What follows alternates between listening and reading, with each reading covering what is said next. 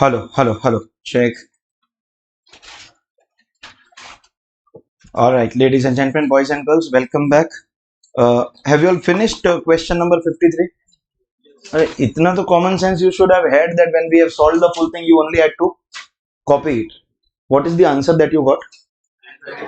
And obviously, this answer is also printed, so nothing great. And understand, please, question number 53 was not done. Hello? Yeah, you guys don't even say that, sir, you are on mute, your mic is off. I would have continued the lecture like this only.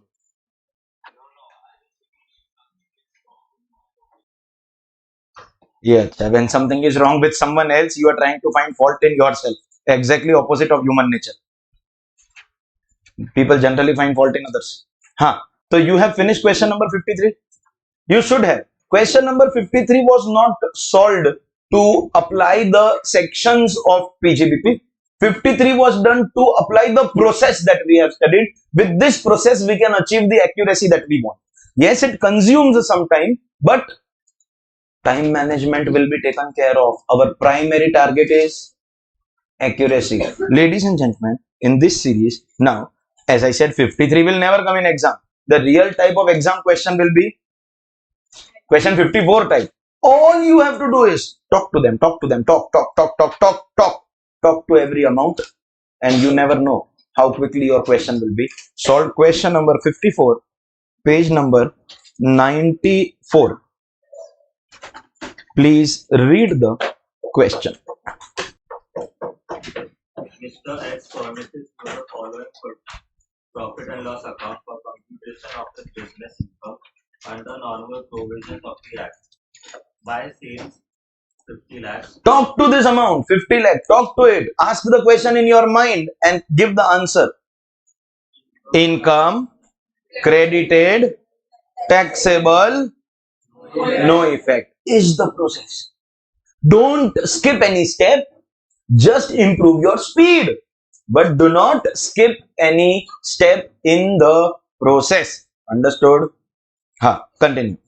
By closing stock 5 lakhs. See, we have to, against our sales year, we have to write over here something called COGS. Because in order to find out how much profit we have to adjust our cost of goods sold, no? Against our sales. Now, what is the definition of cost of goods sold? Opening stock plus purchases minus closing. So, do you understand when we minus closing on the debit side, it is same thing as writing? So, the appearance of closing stock here basically indicates that this amount together is your cost of goods sold. For 4 lakh plus 40, that's 44, 44 minus 5, that is 39 lakh is COGS debited. So, instead of talking to those individual amounts, you can directly talk to, you understand 39 lakh is debited. So, is that expense? Net amount debited is 39 only. How, sir? 44 debit and 5 lakh credit means debited is 39. And will COGS, what do you think they allowed as a deduction? Yes, because COGS is expense for the purpose of your business. And therefore, what will you do? In fact, if you understand, our target was to talk to 5 lakh, but we have actually done the discussion of 4 lakh and 40 lakh also. What is the effect? 4 lakh, 40 lakh and 5 lakh, all three of them. Come on. Conclusion kya? You will not say add less, no effect, you can't go ahead. No effect because correctly debited. And continue. To gross profit 11 lakhs. By gross profit. Credit side is not over now. We have to complete the credit side. And then gross profit is something with which we cannot have any discussion. Because see, understand, our answer will start with this 6 lakh. In this 6 lakh, the effect of this 11 lakh is what? Cancel, no? Don't read 55 lakh, obviously. So, there is no effect only of this 11. And we continue. Credit side first. By income tax income 60,000. Talk. Income, very easy. Credited. Disallowed. Disallowed, na? Vastu. Why not taxable? Let us understand. When I pay income tax, this will help you in all types of tax refunds. Be careful. When I pay income tax, do I get deduction? Come on. Yes or no? Please give a clear answer. When I pay income tax, do I get deduction? No, because direct taxes are disallowed. So when I will get income tax refund, obviously I will not pay tax. Answer this. When I pay my indirect taxes, do I get deduction? Yes. Then if I get indirect taxes as refund, it will be taxable because earlier I have taken deduction. Please understand.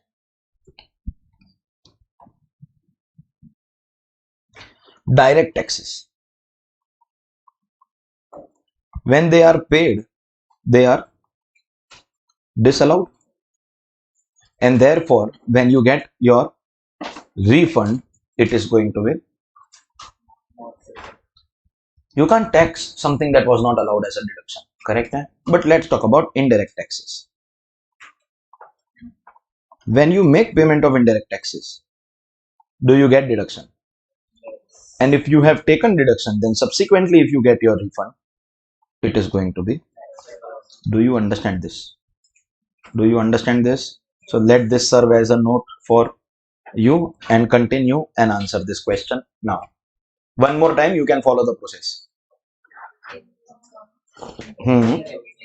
Income credited, not taxable, and therefore abhi no effect bolo, less bolo, then you realize this what you are thinking is easy, so we will do it fast, is the place where people go wrong. Somebody saying ad, no, you buy poison and kill yourself because it is already credited. Ad is not even an option. You can either remove it or let it remain. Now you decide whether you have to remove it or let it remain. And how will you remove it? Understood? This is the real solving of the sum. Later the writing part is not solving also. We are solving the sum right now. Next. While interest on income tax refund 1000. Now please understand. Pele, listen to my explanation, because after I do my explanation, then you will do the analysis. Income tax refund is basically that principal only which I had paid, and the principal I did not take deduction, then the principal refund will not be taxable also. But is interest extra additional receipt? Is that an additional profit? So yes, interest on income tax refund is taxable income. You have to pay income tax. Wait, you have to pay income tax. Is it taxable income? Yes, yes, yes, yes. But do I pay income tax on my PGBP income? The total income. So when I am getting refund, I am getting refund of the total. So this interest can't be taxable under PGBP. For your knowledge, interest on income tax refund, of course we will be doing the chapter also. This is income which is taxable under income from other sources. Principal is not taxable only, but interest will be taxable under income from other sources. Is that understood? Now do the analysis. And listen, after a point you should be increasing your speed also. You should be having the common sense. Anything that you see here is income and credited. So don't waste too much of time in the first two things. Your focus should be on the third thing. Allowed ke disallowed, right? No? Then on what? Taxable or not taxable. Okay? So fast. Meaning step by step. Income credited, not taxable. Just now I told you taxable. Under IFOS, that means in PGBP our answer will still be not taxable. Conclusion? Conclusion mein sir, whatever you want to do. Less. Okay, next. By profit on sale of machinery 10,000. Profit on sale of asset is what? Capital gain. So thank you for guessing this correctly, at least without any explanation, because it is very easy, unlike interest. Now do the analysis. Income credited, not taxable, at least in PGBP. So what to do? Again, less. Credit side over. Now go to the debit side and talk to every amount, out of which opening stock and purchases, so we have already jointly discussed as a part of COG. Yes, gross profit and the total we have cancelled only. So your discussion will start from salary. Salary 1 lakh. Come on, see how your mind ka thinking should change the moment the side of the account is changing.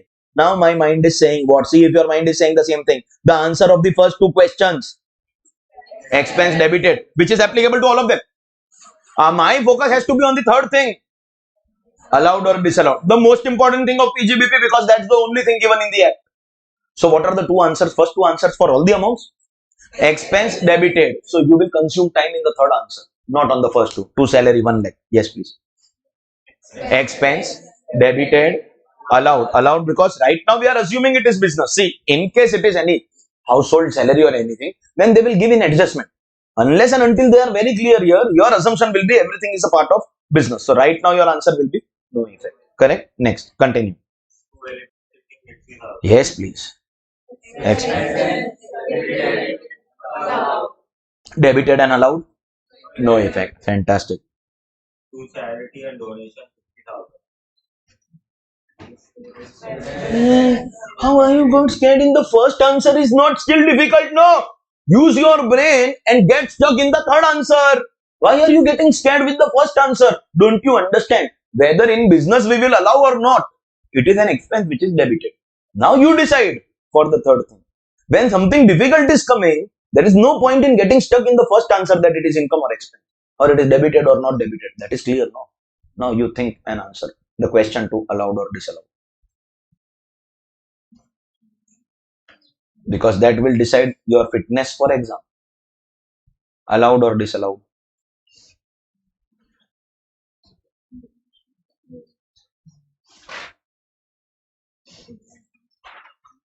If you don't know allowed, disallowed, that means you are not fit for the. What are you turning your page and checking? What exactly are you trying to check?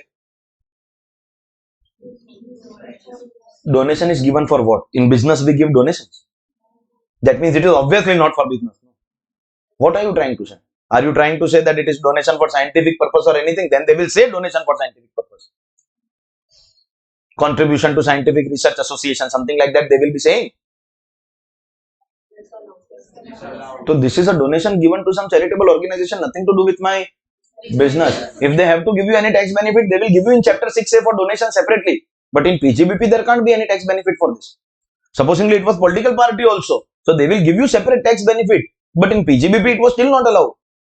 Understood? So allowed or disallowed? Final answer. Add. Next. To contribution to PF paid 10,000. Expense debited, allowed. Why allowed? Paid, therefore allowed. This is knowledge of law. Fit for the exam, unfit for the exam, cash on delivery. But after having knowledge of law, finally marks will come when you speak at less. Not all three, one of them. Speak. No effect. Very good. Next.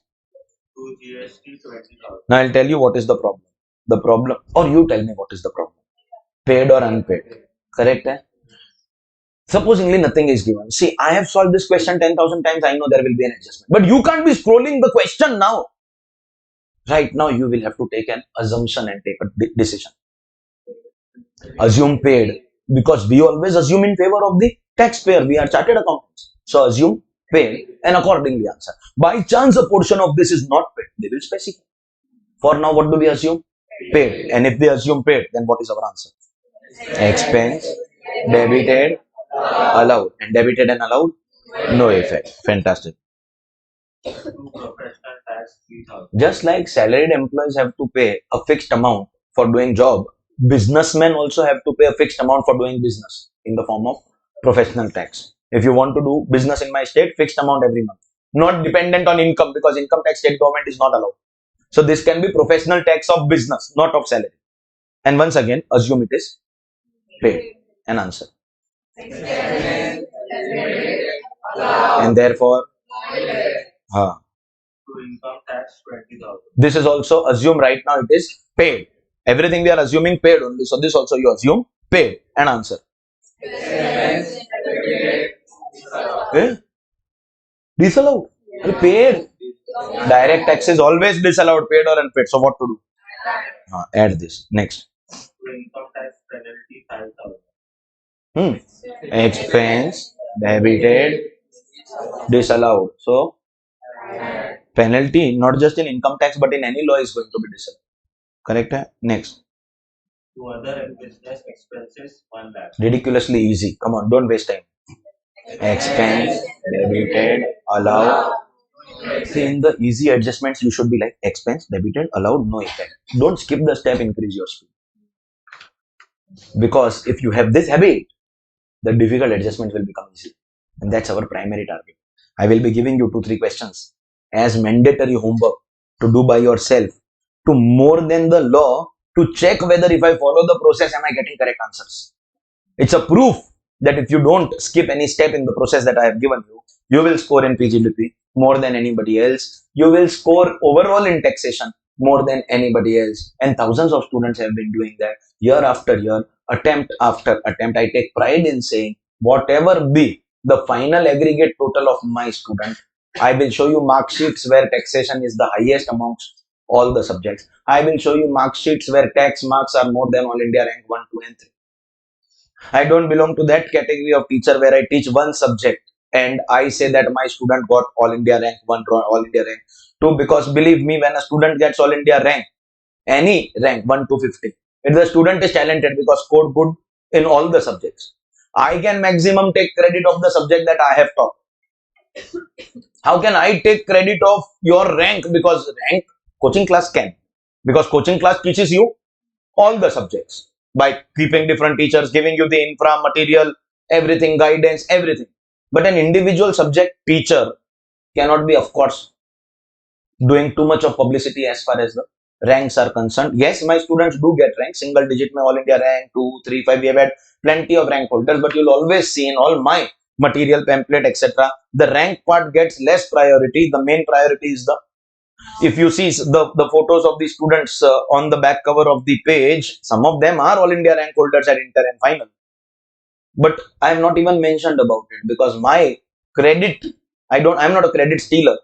My credit is maximum to the extent of tax marks. More marks in PGBP compared to anybody else simply means more marks in the overall aggregate more than anybody else.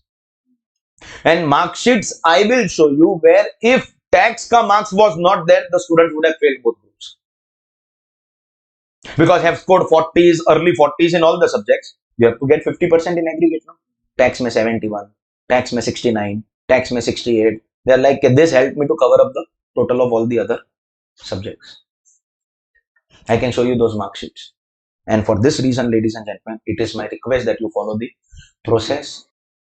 Of course, as I say, thousands of students get those marks. There are still some students of their batch only, their class only, who have not scored those marks. And the difference is in following or not following the instructions. So when it comes to an easy adjustment like other business expense, debited, allowed, no effect. Samjha? But do not skip any one step in this. Continue. To depreciation 71,000. Expense, debited, allowed, no effect.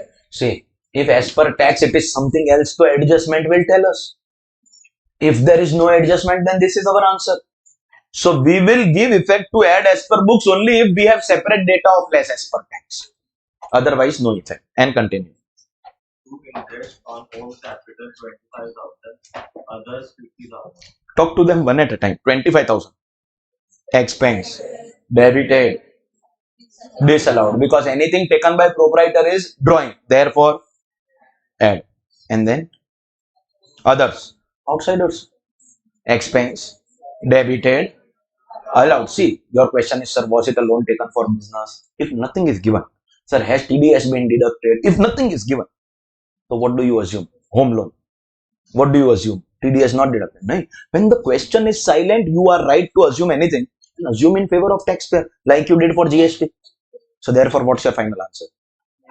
Allowed, and therefore no effect. Next. Provision for bad debt 37,000. Expense, debited, disallowed. Therefore, of course, profit is starting point. So no talking to profit. We have to talk to all amounts other than profit, and don't talk to totals. Pagal.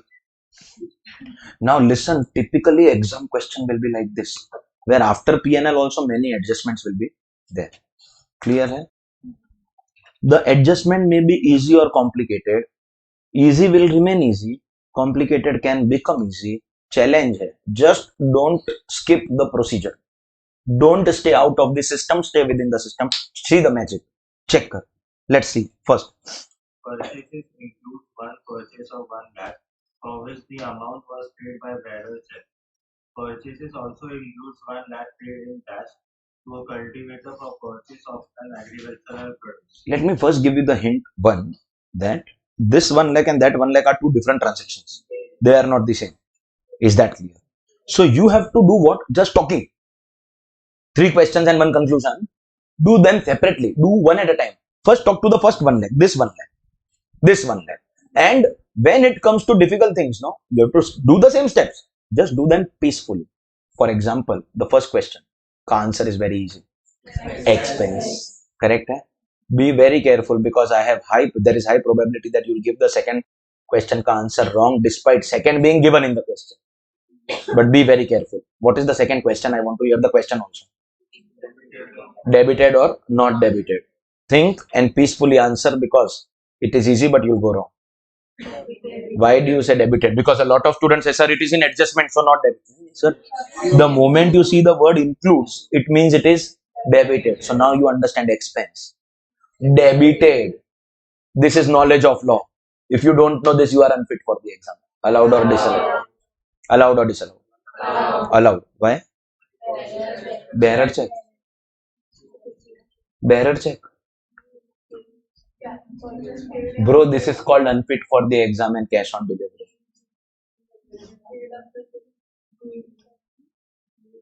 It is paid.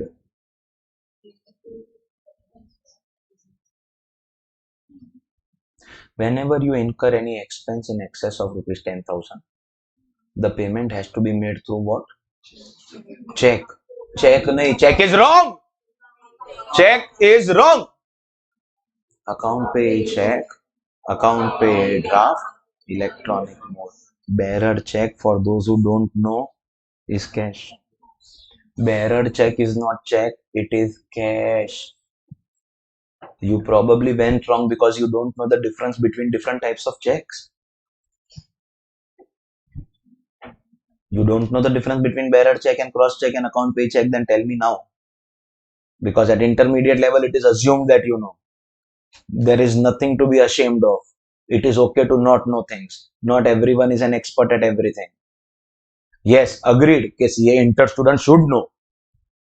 A 10th standard kid knows it. But if you don't know, you are here to learn. And there is nothing to be ashamed of. Whenever, nahi malum na? Whenever I draw a check, I just sign here and don't do anything. It's a bearer check. Whoever has this check can write his name and we will never know who the money was paid. The transaction is not traceable. It is as good as you have withdrawn cash. This person will go to the bank, take the cash and come. It is basically you are giving cash only, just that the person who has the check, a physical copy, can withdraw the cash. That check will work as an ATM. Go to the bank and withdraw the cash. You have made cash payment. This is bearer check. When we put 2 lines, this is called cross check. In this, bank won't give you cash. Cash cannot be given. Cash cannot be given. But still, there is no name written here. There is no name written here. So you can write one person's name, but there is a law called Negotiable Instrument Act. Under that, this person can pass on the check to someone else also. So finally, we don't know who the real payer and payee is. Payer we still know because payer has signed it, but we will not know who the real payee is because this check can be endorsed in favor of a third party. Such a check is called cross check. This also does not bring the traceability of the real payer and payee. But after putting these 2 lines, we write a word called account pay and then we write the name of the person. This check can be deposited only in this person's account. He cannot withdraw cash and he cannot give it to anybody else also. This will prove that the transaction has really taken place because the payers and the payees, both passbooks will reflect this one particular transaction. That is an account pay check. And first time when I spoke about this, when doing capital expenditure section 32 more than 10,000, 3 allowed modes, account pay check, account pay draft, electronic mode. At that time also I told you, you don't remember, that's a different thing, or probably you came late because that happened in the beginning of the class. And that's a different thing. But I did tell you about the 3 types of check. Bearer check is not check, it is cash. You are clear about the 3 allowable modes. The 3 allowable modes are account pay check. Account pay draft is this only, just that we have to first give funds to the bank, so it can't bounce, it is prepaid. And third? Huh? Electronic mode, correct है everyone. तो now come back to the adjustment. Talk to this 1 lakh again, please. Because once we go in some other area, no, the original flow is lost. We have to start from start. Come on. Expense, debited, disallowed. Why? Because disallowed mode of payment. Debited and disallowed. This is the main answer. Add. Say it like this. Add. I will also teach like this only. You can't be talking like that. You can't be talking like that. Okay. Let's see. Second chance, second attempt. Talk to the second 1 lakh. This time don't go wrong. This time don't go wrong. Talk to this 1 lakh, please. First question, very easy. Expense. Second, be careful. Easy, but be careful. Debited. Why we say debited? Because this also is included in the P&L account. Anything that is included in P&L means debited. Third, be careful. Okay, allowed. Again, more than 10,000 paid in cash. Agriculture. Exception. Rule 6DD. If you don't know that, you are unfit for the exam. But you know that. So you are fit for the exam. You said allowed. That is right because it is an exception. You don't have marks. When you say no effect is when you get your marks. But yes, in your answer paper, in your question paper, when you do the markings, you can maximum do plus, minus or tick. You can't be writing no effect and all that. That amounts to cheating. That is not allowed. In case it is not clear, let me make it clear. Okay. So no need to write anything. In any case, when we will start solving, we will say net profit as per P&L account. We'll make one add side. We'll make one less side. So on the add side, we will write first 1 lakh, but we won't be writing the second 1 lakh because it is no effect. Correct hai? Chaliye next. GST includes 10,000, the payment for which has not yet been made. Besides this, GST relating to earlier year amounting to 5,000 was paid during the year, which is not included in the profit and loss account. One more time, I would like to tell you this second adjustment also is talking about two amounts, 10,000, 5,000. They are two different amounts. First of all, be clear about that. They are two different amounts. Ye theek hai? We have to talk to them individually. The first one is very easy. Second one, I'll be very happy if you give me the correct answer, but we have to talk to them individually. Let's talk about the first 10,000. Expense, theek hai? Debited, no problem. Disallowed. Sir, why disallowed? Because not paid. Not paid. Indirect tax is payment basis. So add. Now listen, when we did this GST, we were not sure, no. So now we are clear. Out of this 10,000 is not paid. So 10,000 is allowed, no effect. And the other 10,000 which is not paid, that what do we have to do? Add. Add this 10,000, no problem. And now the 5,000 is a different amount. If you answer this question, bro, you deserve something from me. To answer this second question. Expense. That was the easy part. See, three things you have to do. First two are still going to be easy for you. Expense. Not debited, clearly indicated. I always told you account will be given in the question. So not debited. Why do we say so? Because not included in the P&L account. Okay. Allowed. Why? Paid. So what? In the past year when this GST liability came, at that time I did not pay. So in that year it must have been disallowed, added back. But this year I have rectified that mistake. So that disallowed amount of the past year will in this year become allowed. And past year we have added. So this year we will less. And why less? Not debited but allowed. So what do we do? Less. You followed the steps, no? Is the reason why you got the answer. You have to admit it. You understand this? Had this been a TDS adjustment, it would have been a little more complicated that we have to check 30 or 100. But here we have to add also 100 and less also 100 because 43B is very clear. Add 100, less 100. In TDS, we have to be careful about 30 or 100 as well. Ye correct hai?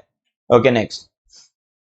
Depreciation as per income tax rules comes to 50,000. हाँ जी, depreciation as per income tax rules is 50,000. Add as per books. What was that amount as per books that we have to add now? 71,000 we have to add and less as per tax. What will we do? Now we know that we have to adjust the amount as per accounts. Okay, next. Salary includes 50,000 paid in account release check to a relative, fair market value 30,000. So basically, how much is the amount that we have paid to our relative? 80,000. But if I would have taken the same service from an outsider, so I would have paid 30,000. So I have in excess of market value paid how much? 50,000. See, I will give you two options.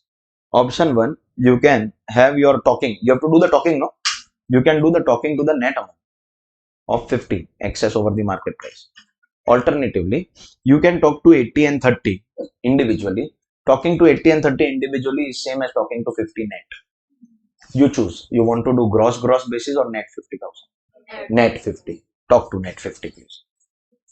Expense debited, disallowed, because that excess is over and above market value. So what do we have to do to that? Do you realize we have to add? But add what? So either we would have added 80 and subtracted 30. Think about it. That is net effect of add 50 only. Or alternatively, add 50, the net amount. Okay, next. Other business expenses include life insurance premium of the proprietor 10,000. 10,000 paid as penalty for breach of a contract. There are two different amounts. Talk to both 10,000 one at a time. First one, expense debited, disallowed because personal and therefore very good. Second 10,000, expense debited, allowed because e penalty, but contract, breach of contract allowed and therefore no effect. Very good. Interest to others includes interest on bank overdraft from a scheduled bank 10,000. The payment for which has not yet been made. So you understand, interest to proprietor is to fully disallowed, but interest to others will be allowed. But from that 50,000, there is something they are giving you about 10,000. So talk to the 10,000 amount. Talk to it, please. Expense debited, disallowed. Why disallowed? Not paid. So all interest you have to pay only. No, any interest which is unpaid will be disallowed. Only scheduled bank, cooperative bank, and public financial institution.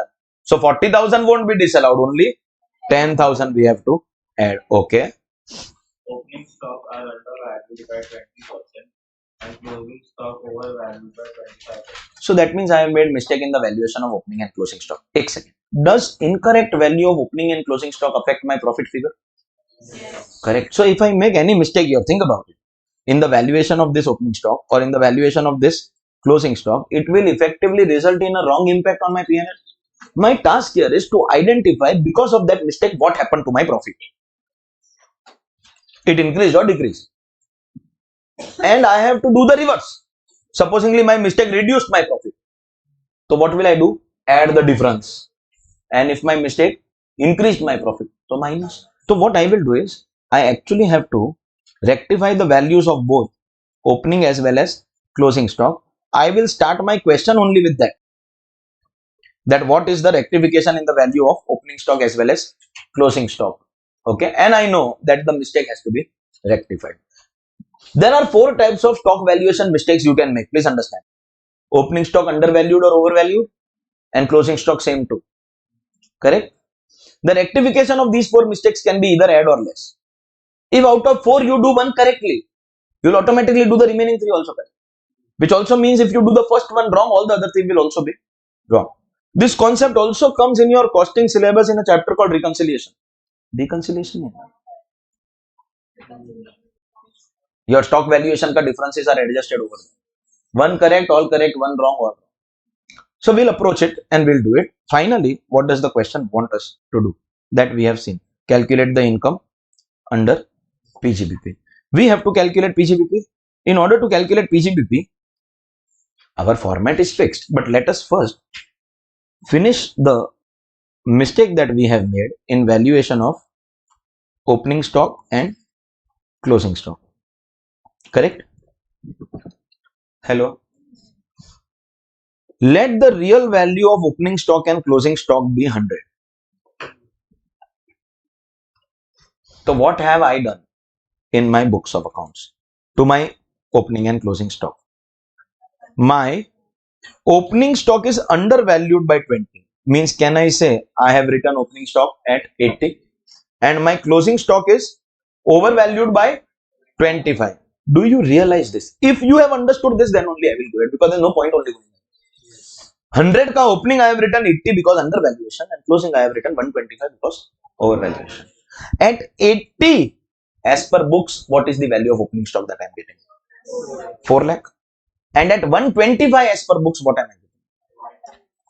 Which means that this 4 lakh and 5 lakh, the respective incomplete or incorrect amounts, correct amounts will be how much? This is a classic case of unitary method. You call it cross multiplication, you call it whatever. We will find out the real value, the correct value of our opening and closing stock using cross multiplication method. If 80% is 4 lakh, then 100% is how much? 5 lakh. And if 125 is 5 lakh, cross multiplication करने को नहीं आता. Think about it. Real value 5 lakh opening stock, but I have written 20% less. That's how it became. That's how it became 4 lakh. Real value of closing is 4 lakh, but I have written 25% more. What is 25% more? 1 lakh, and that's how it became 5 lakh. That means effectively you may possibly understand that the accountant has by mistake interchanged the values of opening and closing stock. That's typically the mistake that any accountant can do. But because of both interchanges, there came a difference. See, I don't have to adjust the full value. I have to only adjust the mistake part. Well, how much is the mistake in opening stock? 1 lakh. And how much is the mistake in closing stock also? Now, this is the tough part. Till now, the things were easy. This is the tough part. If you understand this, then only you will actually do the correct effect. When I wrote opening stock less, because of this mistake, what happened to my profit?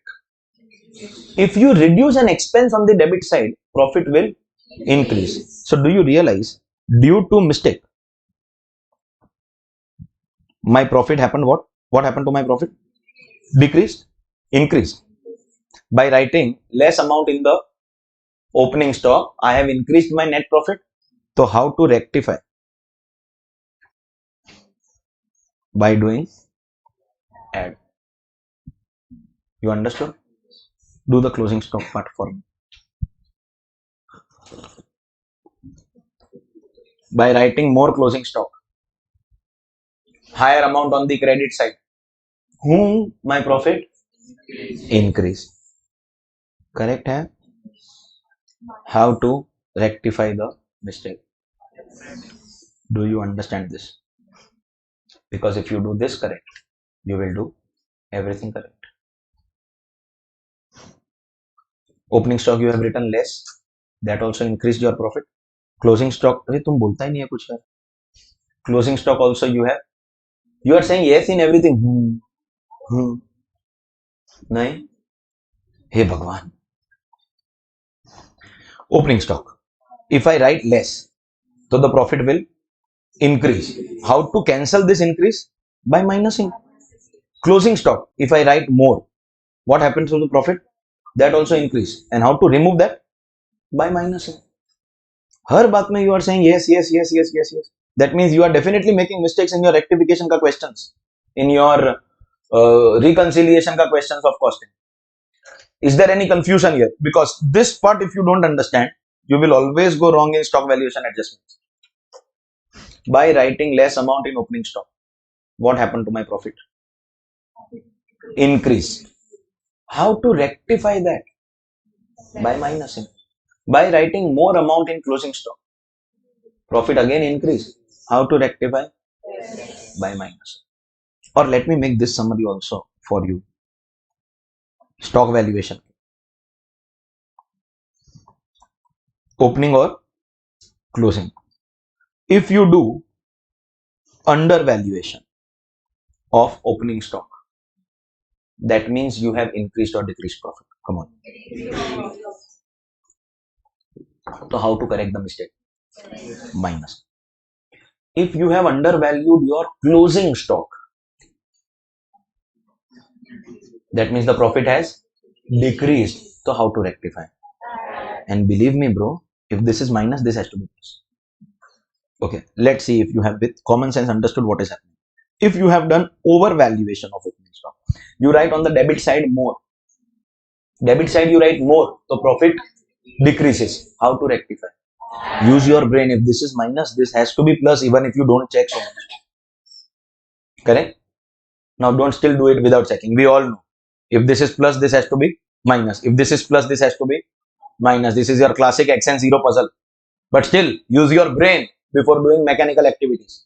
If you write more on the credit side, that means your profit has increased, and therefore, now coincidentally our current question has given us these two, but it could have been these two, it could have been these two, it could have been these two. Question can be anything. It's a coincidence that this question is this, and therefore both adjustments we have to subtract. Effectively, for mistake in stock valuation, on the left side of my answer I will be having, bro, 2 lakh rupees, 1 lakh for opening stock, 1 lakh for closing stock. Coincidentally, both of them are less. An actual exam question can be 1 add 1 less also. It can be anything. But are you clear? You can always be asked a question like, both opening and closing stocks are undervalued. Yeah, both opening and closing stocks are overvalued. So one will add, one will less. It is as simple as that. Understood, everyone? This summary is not a summary for this question. This summary is a general summary. ये clear है, bro? So chalo, let us now go and solve. Net profit as per profit and loss account. Starting point directly outer column 6 lakh. We will make one add side. Always leave adequate space on the add side, more than your estimate. Supposingly your estimate says add side we will need 5 lines. So you leave 15 lines. See, you leave space for add side, you leave space, then you will make less side. Now, on the less side, there can never be shortage of space. Why, sir? See, there is unlimited space. Left side, there cannot be shortage. You see, there is unlimited space. But on the add side, there will be shortage of space because you will have the less side. So, when this space is short, I have seen some silly habits of students. When they have shortage of space here, some of them do what? They have already written some adjustments. They cancel the less side. Continue the add side. For example, your last point was J. So, they have cancelled this. They continue K, L, then make the less side again. So, whatever is written, they write again by cancelling to increase add side space. Some students do what? Here only. See, they have written adjustment C. They have written D. So, in between, they start writing by cancelling. And these days, Gen Z, you know what they do? I'll explain. They write add side. They write less side. Add side space shortage. No problem. Again add side. Oh, less side space shortage. Again. I will tear your paper and throw it in the dustbin if I am the paper checker. Leave more space on the add side, more than your estimate. You don't have to pay for extra answer sheets in exam. Are you aware that if you take more answer sheets, they don't charge money? So supposingly you leave some pages blank also. Of course, on the less side, I say unlimited space because we are not drawing these lines. We'll complete our question. Last we will draw the total line wherever our question gets over. So till the time we don't draw this line, unlimited space, you can keep on adding answer sheets. And here you leave more space. Even if this space is later not utilized, two things. One, we don't have to pay extra. Two, you are very eco-friendly. No, sir, we have been taught to save paper. So listen, after becoming CA, take less printout in office. After becoming CA, don't use ACs for very long. Use public transport. Don't use your own vehicle. Don't keep a driver. Travel by public transport. Let me see when you have the funds what you do. Eco-friendly people. You don't have to pay money and you don't have to save paper in exam.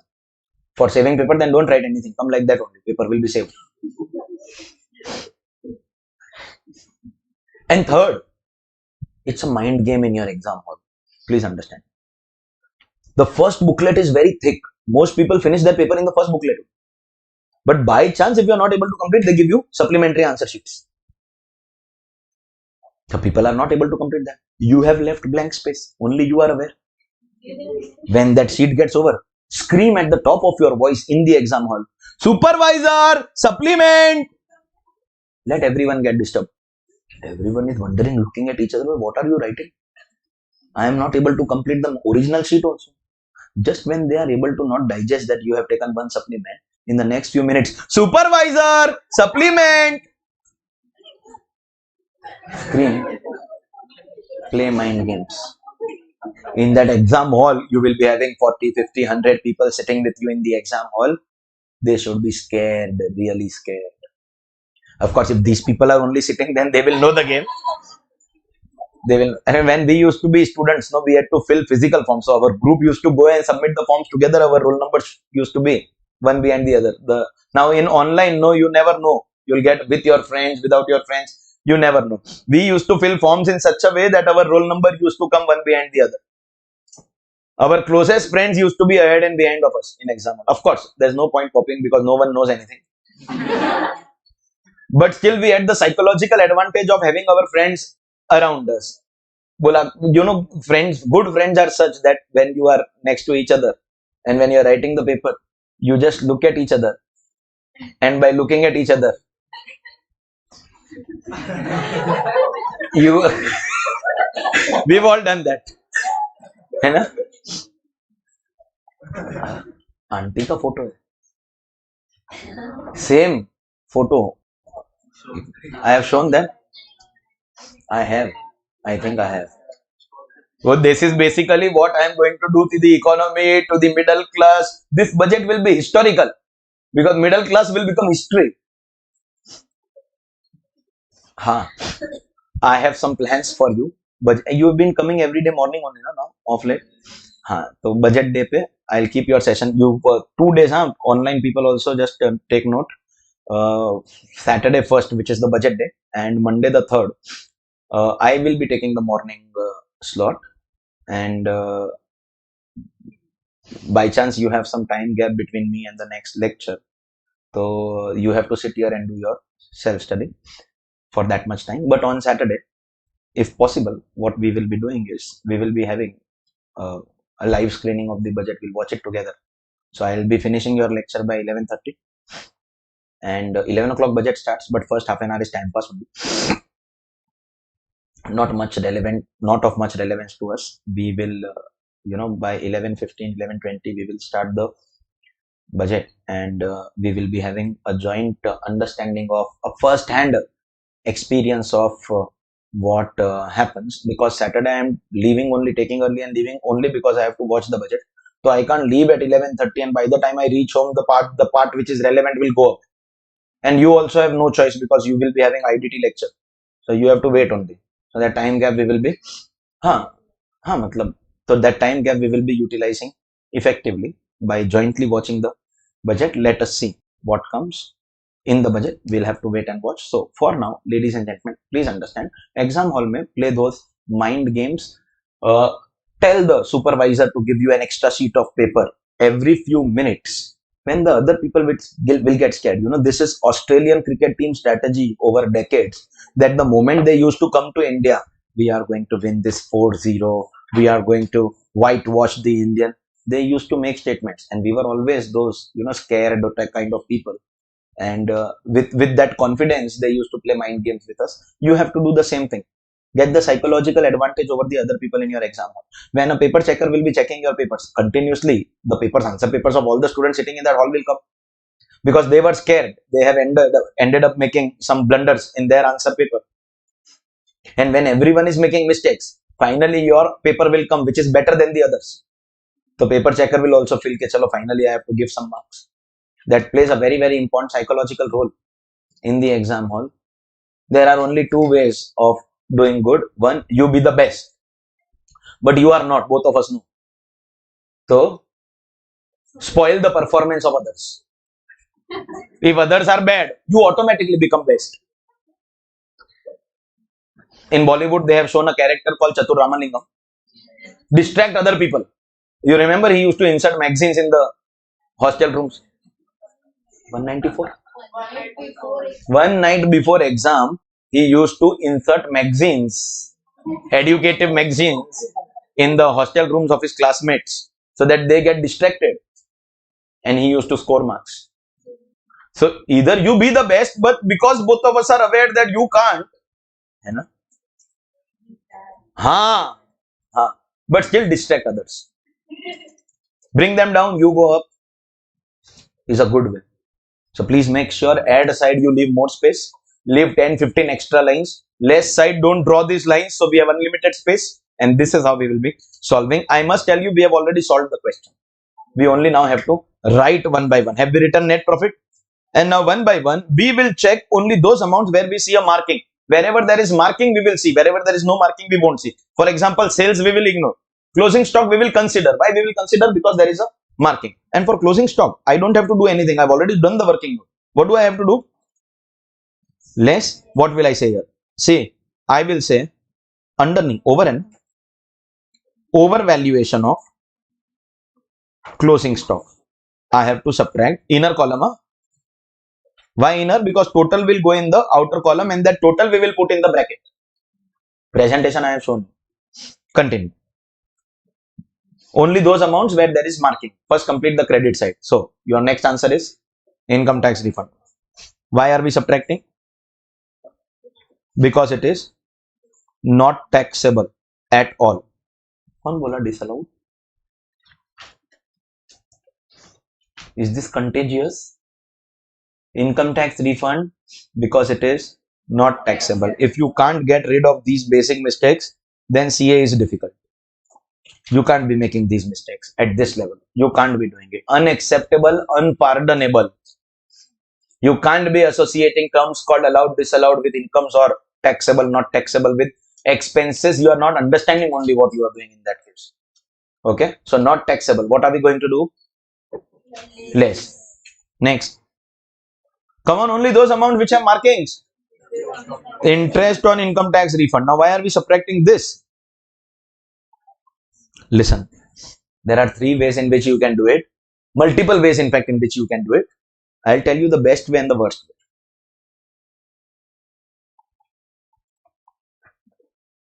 way. What is 56? Charging section of IFOS is the best way of doing it. I'll tell you the next alternatives. Listen, taxable under IFOS. If you don't remember section. Taxable under other head. No problem. Not taxable under PGBP. No problem. Just write this much, interest on income tax refund, without giving any reason. What is the amount of this? So just write this much. Bro, whatever be the explanation you give, best is this. Taxable under 56 means charging section of IFOS. Then other possibilities are taxable under IFOS, taxable under other head, not a part of PGBP, or simply don't give any explanation. Just write IT refund, interest on IT refund, without giving any reason. Bro, I'll tell you what. You write paper checker, tu chor, Tirudan, Kallan, paper checker, please die. Paper checker, we pray that your children give more difficult exams and never pass. 1000. Most paper checkers who get 150 rupees to check your paper are actually focusing only on this. 1,60,000. Paper checker chore, not checking only 1,000. And you get your marks. As long as your amount column is perfect, you'll get your marks. Which does not mean you actually do it. Don't write Malayalam bad words assuming that the paper checker will not know Malayalam. You never know. Your paper can go to a local paper checker only. I hope I am clear. But having said that, you don't follow my instructions so seriously also. That sir, you said paper checker chore 1,000. As long as you have written 1,000 correctly, you will get your marks, is what you have to understand and take home from this understanding or explanation. Am I clear on this? Okay, Mitro. So let's go ahead. Next. Can I say profit on sale of asset? Now, once again. Taxable under section 45. Under capital gains, not PGBP. Paper checker chore. 10,000. The paper checker does not know. He saw 10,000 and gave you the marks. Believe me, it works. But don't try it to check whether it works. Clear hai? Chalo, credit side over. Let's go to the debit side. Debit side, opening stock. What do we have to do? We have already made. See, iska to we can give reference as working note 1 only. No, we made a working note. Same thing we'll do for opening stock also. Undervaluation of opening stock. We have already given the explanation. Working note 1. So 1 lakh rupees we will be adjusting. Correct hai? Continue. Debit side. The purchase is only that amount where there is a marking, because we have already solved the question. We are only copying. Charity and donation. What to do? That answer also we have already done. Listen. Charity and donation. Disallowed expense. Best way of saying is under section 37(1). See, 37(1) is that section which says expense will be allowed if related to business. Other expenses disallowed. Correct? Or just say charity and donation disallowed. Or just say charity and donation debited. Or just say charity and donation. But as long as you write 50,000, just say, hey, Garib, poor paper checker, take charity from me, 50,000.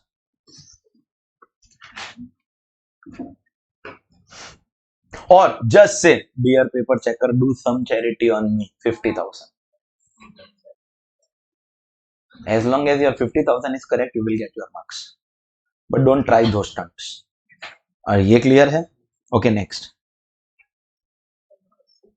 Next, income tax. Disallowed. Now see, section 40 small a said all direct taxes will be disallowed. You write this, or alternatively say income tax disallowed, no problem. Just say income tax, no problem. And the last possibility also you know by now, as long as your 20,000 is correct. Next, income tax penalty. Section 37(1) said what? All penalties will be disallowed. So best way of saying is disallowed under 37(1). An amount 5,000. Next, depreciation as per books of accounts. So whatever is debited, add as per books. But for depreciation, you always maintain one habit, that if you do the add part, immediately also do the less part.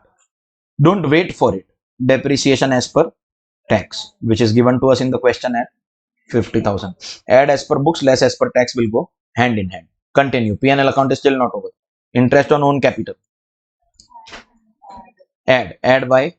Because it is personal. Disallowed rupees 25,000. Correct? Next, RDD. Add how much? RDD also disallowed 37,000. Add. Correct? We have solved the question. We are only copying that. Okay, continue.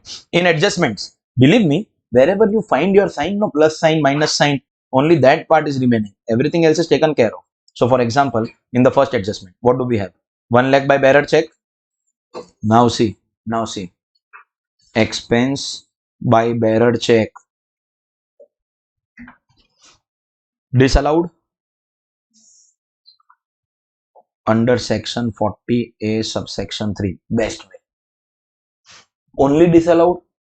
No problem. Cash expense more than 10,000? No problem. Purchases in cash? No problem. Paper checker chore? No problem. As long as 1 lakh is correct. 1 lakh hai na? 1 lakh na? 1 lakh na? There's one more 1 lakh that we won't add. Why? Because that is falling under the exception.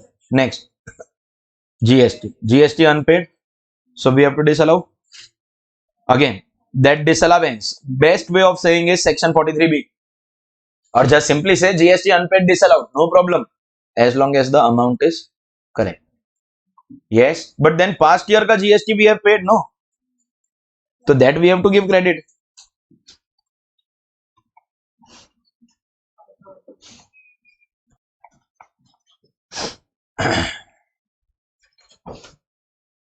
Next, salary to relative. What do we have to do? Can I say excess to relative? Why? Because we are not disallowing entire 80,000. We are only disallowing the excess of 50. So we have to mention that excess. Okay. Next, life insurance premium of proprietor. You understood why leaving more space on the ad side is now of use to us. If this space was not enough, then things would have been difficult. Practice will solve this problem also. Proprietor 37 1 may disallowed rupees 10,000. Penalty of contract is allowed. Next, interest from schedule bank. We have to add that. But section 43B only rupees 10,000. And then opening stock, closing stock ka undervaluation, overvaluation ka mistake we have already rectified. Can I say whatever we have solved now we have incorporated in the answer paper? But we are near completion. We just have to get our marks. How, sir? This is your ad side. Take the total of the ad side. Individual amounts in the inner column, only total will come in the outer column and merge with the profit of 6 lakh. So yes, total of the ad side 3,88,000. Everyone, never leave two amounts in the outer column. So if 388 is ad side total, aggregate with the profit of 6 lakh. So what will you get? 9,88,000. Now come to the less side. Less side ka total. Are we minusing these amounts? So don't do it like this.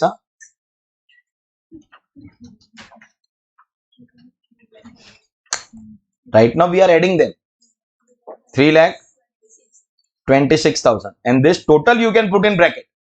Only one amount will come in the bracket. So individual inner column, total in the outer column. 6 lakh is your. This is the kind of exam question that you can expect. Hello? Not 53. 53 was practice of tile. 54 is the kind of exam question that we get. Chalo, fantastic. More practice of this. Question number 55. Only that last books of accounts and presumptive taxation ka theory is left. Otherwise, PGBP is over at allowed and disallowed. 55. Sriram is a chartered accountant in practice. He is a resident and honorary resident in India. His profit and loss account for the year ended 31st March 25 reads as follows. Income fees earned, audit 5,10,200, taxation service 5,40,000, consultancy services 4,62,000, total 15,12,400. Okay, you can talk to 554 individually, or you can also talk to 15,12,400 as a gross amount. The answer is going to remain same because all of them are his professional receipts for multiple activities. What do you want to talk to? Individual ke total? Then talk and give me the answer. Income, credited, taxable, credited but allowed or disallowed?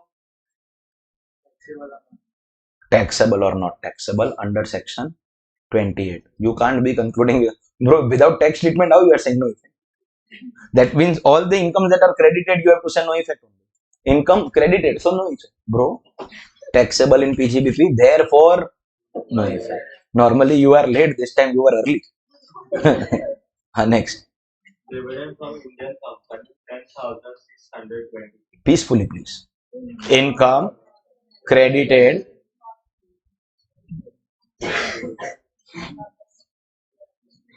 Why not taxable? Because that's tax effect. Reason you have to give. This is taxable under IFOS. Therefore, it can't be a part of PGBP. Conclusion is going to bring marks. Less. Next. Dividend from UTI or mutual fund 5,600.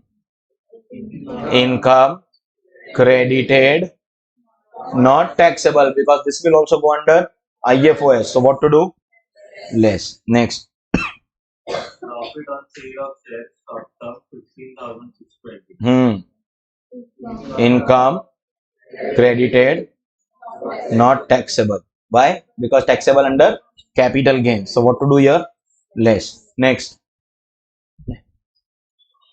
Next.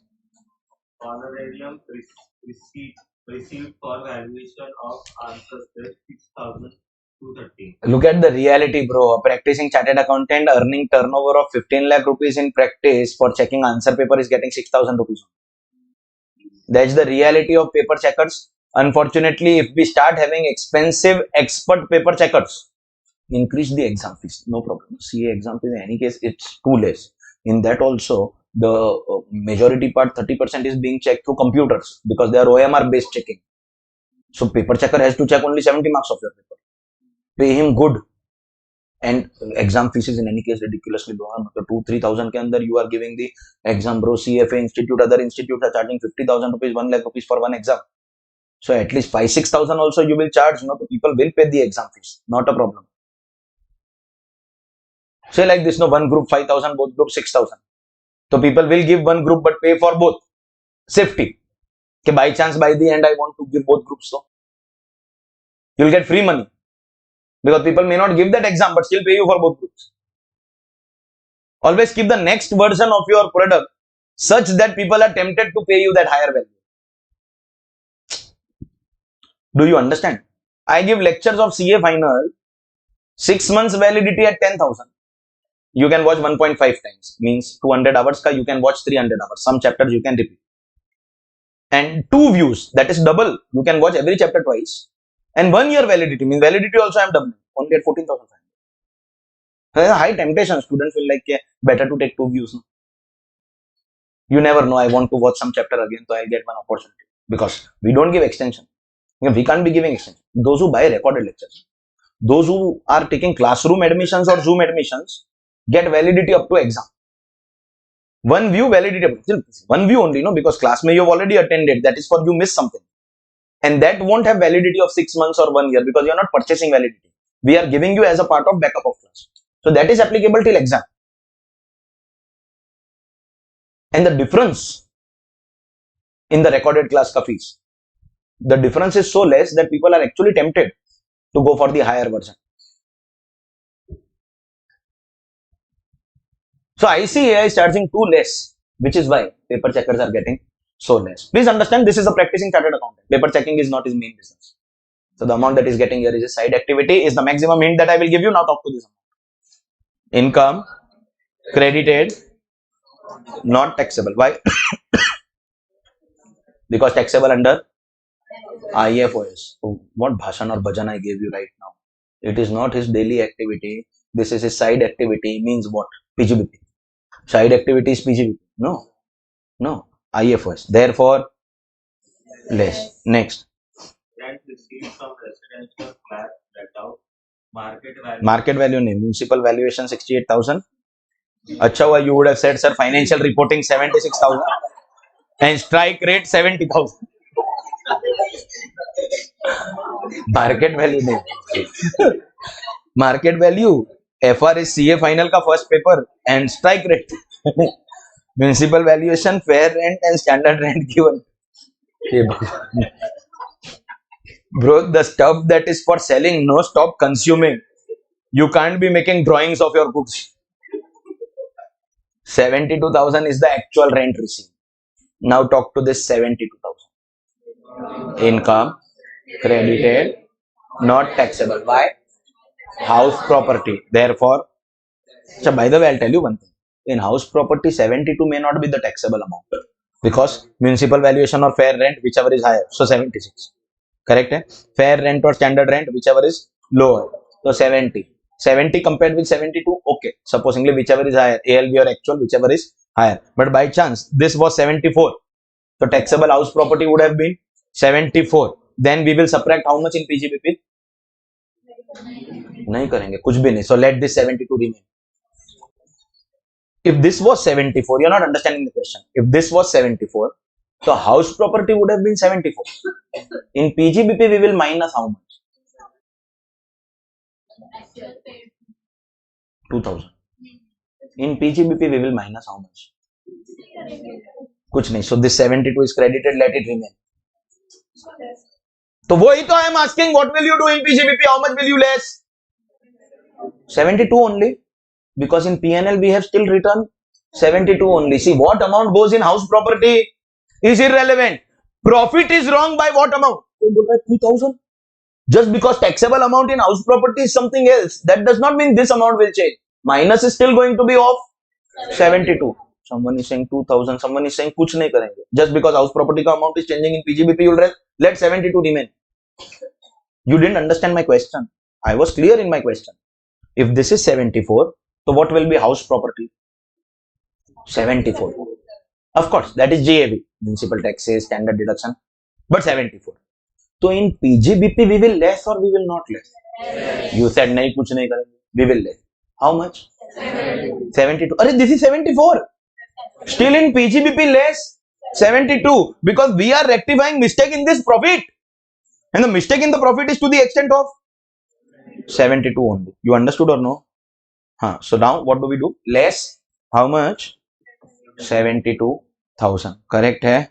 Continue please. Is the credit side over? Let's go to the debit side. What do you have on the debit side, please? First. Salaries to paid staff 4,25,000. Talk to. Debited and allowed. Very good. Next. Stipend to article clubs for 10,500. Just to let you know, article students are not given salary. It is known as a training money, stipend. Talk to it. See, for the chartered accountant who is running the firm, he is paying staff. Now, if you are a paid staff or a student, that is irrelevant. He is making you do work. And to make you do the work, he is paying you. So, from his point of view, and from any businessman point of view, anything that you pay to your staff, any expenditure you do on your staff, bro, you take your staff on a picnic, is motivation. There are some students who join a particular office for articleship only because their seniors told them that they take on picnic twice a week, twice a year. My slip of tongue. They take on picnic twice a year, free of cost. Free of cost. Believe me, I have done articleship in a firm where that boss used to take 2 picnics. That also good resort, minimum 2 nights, 3 days, weekend of course, because he won't shut down office to take you on picnic. Weekend pay he used to take and not charge a single rupee to anybody. Then later I did job also in another firm. They used to take on picnic, but they said that firm will bear 1,000 rupees per person. You choose resort of your choice, dear staff. It can be 3,000 per person, difference you pay. We will pay you 1,000 per person. We will bear, excess you pay. Then we used to tell them, listen, we don't want that 1,000 from you. We will go with our friends. You just give us 1,000 in cash. But don't give 1,000 in cash. Just don't count that holiday. Just declare 2 days holiday. We will settle our own picnic somewhere. But if someone is taking fully free, then bro, take me wherever. If I don't have to pay, bro, take me to the other station, bro. Bro, take me wherever. If it is free, we are in. That is motivation to staff, bro. Motivation.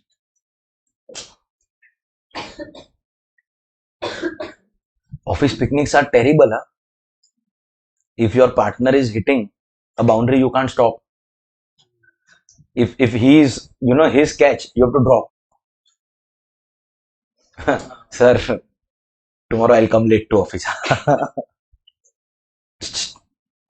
But then understand one thing, any organization spending anything on their staff. Some organizations do take their staff on picnics also. The staff remains motivated if you take them on picnic. Organization should arrange picnic for their staff so that the staff remains motivated. And it should be a fully paid picnic for staff.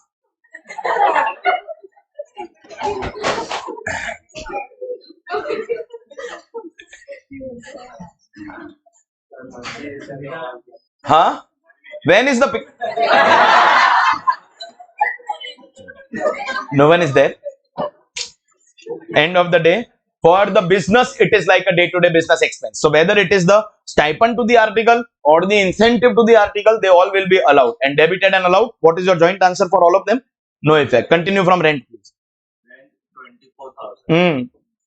Expense, debited, allowed. We assume office, no, unless and until they tell us something. Debited and allowed, no effect. Carry on, please. Improve your speed also now. Printing and stationery 5,600. Expense, debited, allowed, no effect. Next.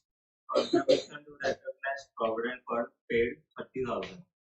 Expense, debited and allowed, no effect. Because it is paid, it is allowed. Huh? Knowledge of the section. Okay, next. Meeting, seminar and conference 45,000. Expense, debited, allowed. Debited and allowed, no effect. Correct or no? Sir, meeting conference for running our profession, we'll have to continuously keep, no? No effect. Next. Interest on loan 56,000. Expense debited allowed. No effect. Debited and allowed. No effect. Next. Books and periodicals 16,500. Expense debited allowed. See, if they see purchase of professional books, so that's capital expense will convert into depreciation. But periodical means day-to-day books which will become waste, which are revenue expense. So allowed. No effect. Next. Telegram 1,70,500. G. Expense debited allowed. No effect. Next. Motorcar expenses 17,500. Expense debited allowed. See, we assume car is office use unless question gives us something. Okay. Depreciation is given on individual assets. Total amounts to 29,500. That's car, computer, typewriter, furniture. Of course, unless and until question gives us data about less as per tax, we will let this remain, not touch it, and continue. Charging expenses 55,000. Debited, allowed, no effect. Next. Municipal tax for house property 1,000. Expense, debited, disallowed. Why? Because it will be allowed as deduction under house property, not in PGBP. So what to do with this? Add 1,000 and net profit is your starting point. Of course, no talking. Talking to adjustments. Included in meeting, seminar and conference expenses, a sum of 18,000 incurred for entertaining various clients in hotels and clubs. Expense, debited, allowed or disallowed. Take this peaceful decision. See, expense and debited is very easy. Expense and included means it is debited. Think and answer. You studied the full chapter. You have to use your larger common sense. Allowed or disallowed. Why? Why? The moment you see this, no, you realize that it is to generate income. Think about it. Think about it. I've been teaching for the last 15 years. Okay. But first time I will be doing something which I've never done before. In the month of March, I am conducting a felicitation of the students who scored exemptions in my subject. Of course, I won't be able to call all the students of the last 15 years. I am calling only the last 1 year ka, May 24, September 24, May 24 CA final also, November 24 CA final also. And by the time March ka that day will come, it will be the January ka enter ka exam also. I have never done this before and I am nervous already. But of late, I have realized that whoever is pan-India competing with me in my subject, they are hogging the limelight despite me being better. I thought being good in the subject is the only requirement. But Gen Z does not think like that. You have to keep on doing this melodrama and continuously do this melodrama. So what if people like it, if students like it, and believe me, students have registered because I generated a Google form for the past attempt. Gen students, I will see how many students will be able to accommodate in that venue. So initial invite is only to the 70s and the 80s. Gen ka result ke baad, if we have more 70s and 80s, so we'll not be able to call the 60s because 60s ka number is beyond control, or maybe 65 plus, something like that. I am nervous, but I have to do it because other people are doing it.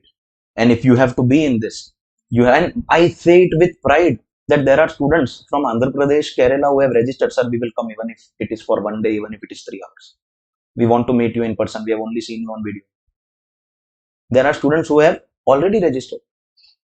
For example, in 74, there is this, her photo is there. You'll see there is this girl called Harika. She's from Andhra Pradesh. First time when my office shot out that message, she messaged that, please tell me the date in advance, I will come. And she is married with a child, but she said that I will come, sir. All the way from Andhra Pradesh.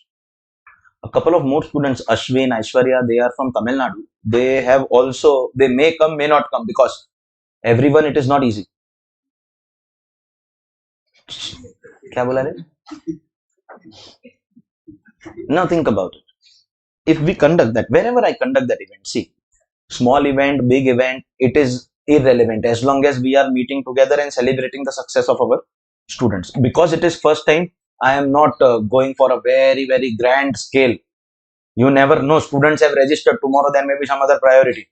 I want to see whether it is successful or no. Thereafter, if it is successful, every year we will do it only. So even if it is your May attempt, next March May, your number will come. We'll keep it as a fixed feature.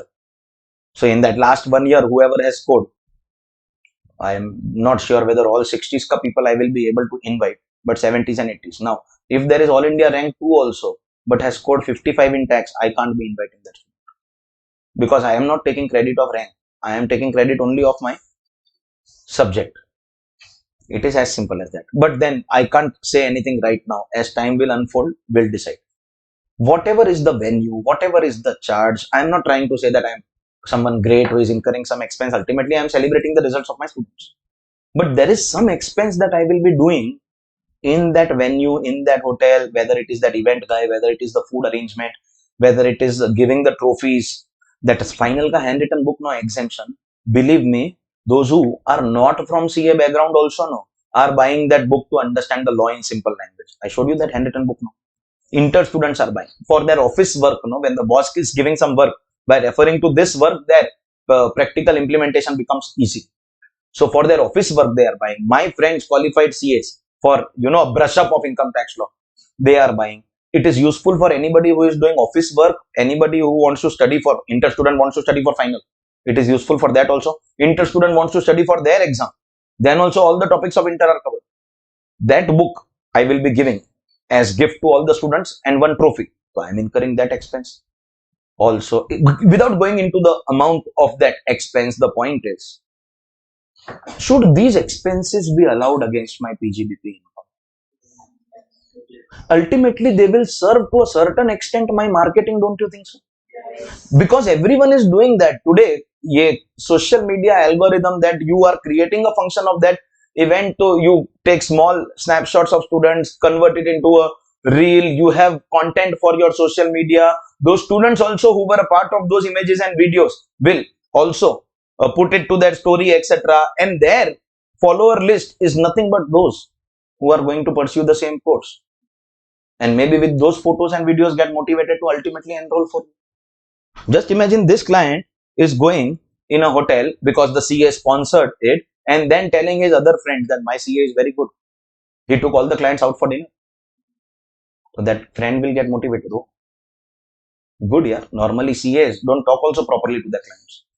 Believe me, you may not have experience because you've not worked with any CA. Normally CAs don't entertain their clients at all. They are rude. They are, unfortunately, which is why a lot of people are not happy with their CAs. But they can't change because doctor and CA, one thing is common, you have to remove your clothes in front of them. And when you are already open in front of one, you may not or don't want to go and do the same thing in front of a new professional again. Bola, whatever it is, but he knows all my secrets, so let me continue with him. But we want to bring about that change. Our generation knows how to be polite to people. And believe me, dear students, even if I talk about the teaching part, my teachers were not soft, they were rough. A lot of rough part of my behavior were incorporated from my teachers. My teachers were not like, a jhapad I will give you if you don't study.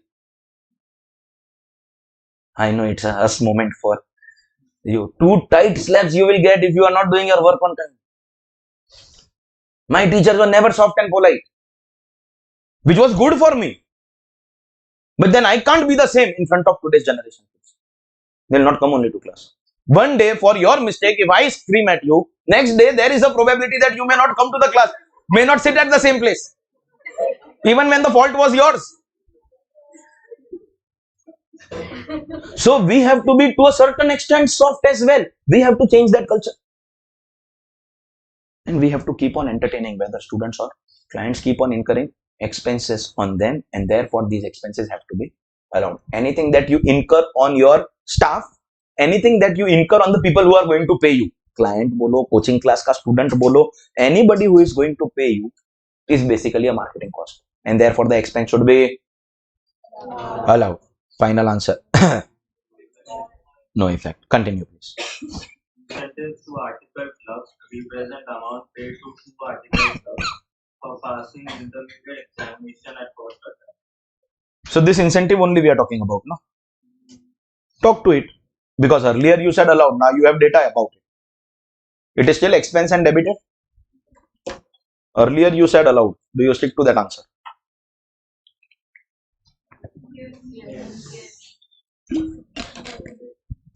Why?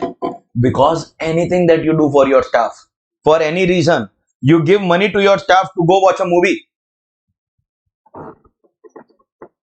that also is your business expense. So everything is going to be still allowed. Carry on, please. Next. 1/4 of use of car is for personal use. So what do we do with the personal component of your car expense? Disallow, which will include all expenses. For example, this we have to add, but 1/4 only, no? Disallow means add only, no? Or you do the talking. Expense, debited, disallowed. But how much is disallowed? 1/4. And in the depreciation part also, don't you think we will have to add 1/4 also? Here also, because anything related to car we have to disallow. Okay, next. 50% of loan is for house property and 50% is for business property. All right. Where is the interest on loan?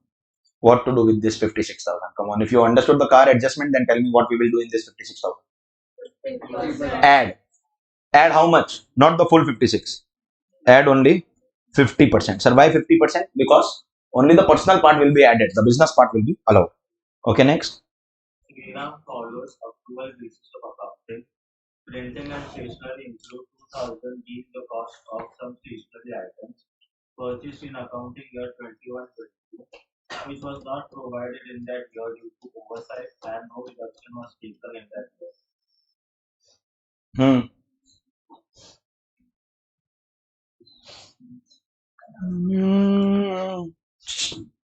Three steps. See if difficult becomes easy. Talk. Expense. Easy. Second, debited. Why debited? Because include. Third, be careful. Allowed or disallowed? Why allowed? Sir, is it a business expense? Agreed, it pertains to a past year. We should have debited and taken deduction in that year. But unfortunately, we forgot. And when we forget an expense, accounting allows us to record something called prior period items. So today, it becomes like a prior period item. We have not done it earlier, but we are doing it now. And more importantly, my question is, have we ever in the past taken tax benefit of this amount? No. So at some point of time, we should be taking.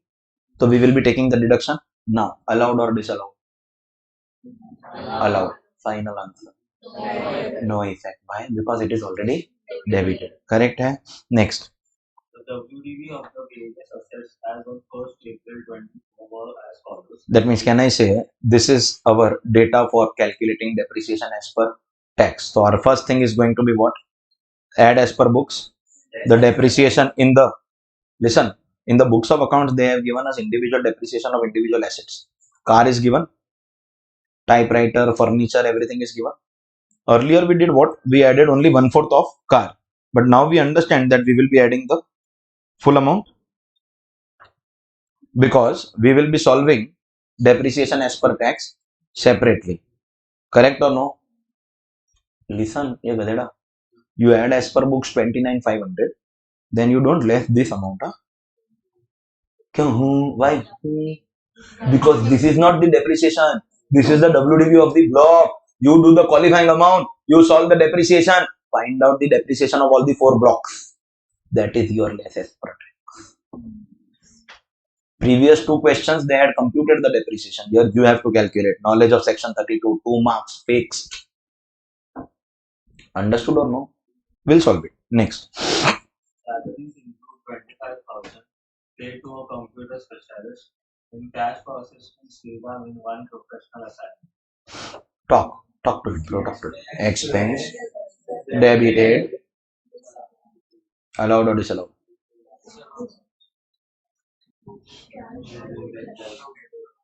Check कर calculator पे 25 is more than 10 or less than 10. Check no calculator पे. More than 10, expenses more than 10,000 in cash, disallowed. Debited and disallowed, add. See, allowed, disallowed, if you are going wrong, unfit to cash on delivery. I don't feel sorry for you. I feel sorry for whom? If your answer was disallowed. So now what to do? That is lack of practice. That we can improve with more practice. We have more questions than anybody else in the country. No one claims also. But you have to at least give correct answer about allowed and disallowed. Is that clear? Of course, compute his business income. Before that, we will have to actually go and make our working note and find out the depreciation as per tax, because we have been given various blocks. Correct or no? What are the 4 blocks that are given to us? One, we have motor car block. Correct. Motor car will fall in which block? Depreciation of 15% plant and machinery. What was the opening WDV? Plus purchase minus sales, because no other data is done. So that is only your qualifying amount, 81,920. Correct hai? What is the rate of the block that we have to apply? 15%. And therefore your depreciation for the year is going to be 12,000.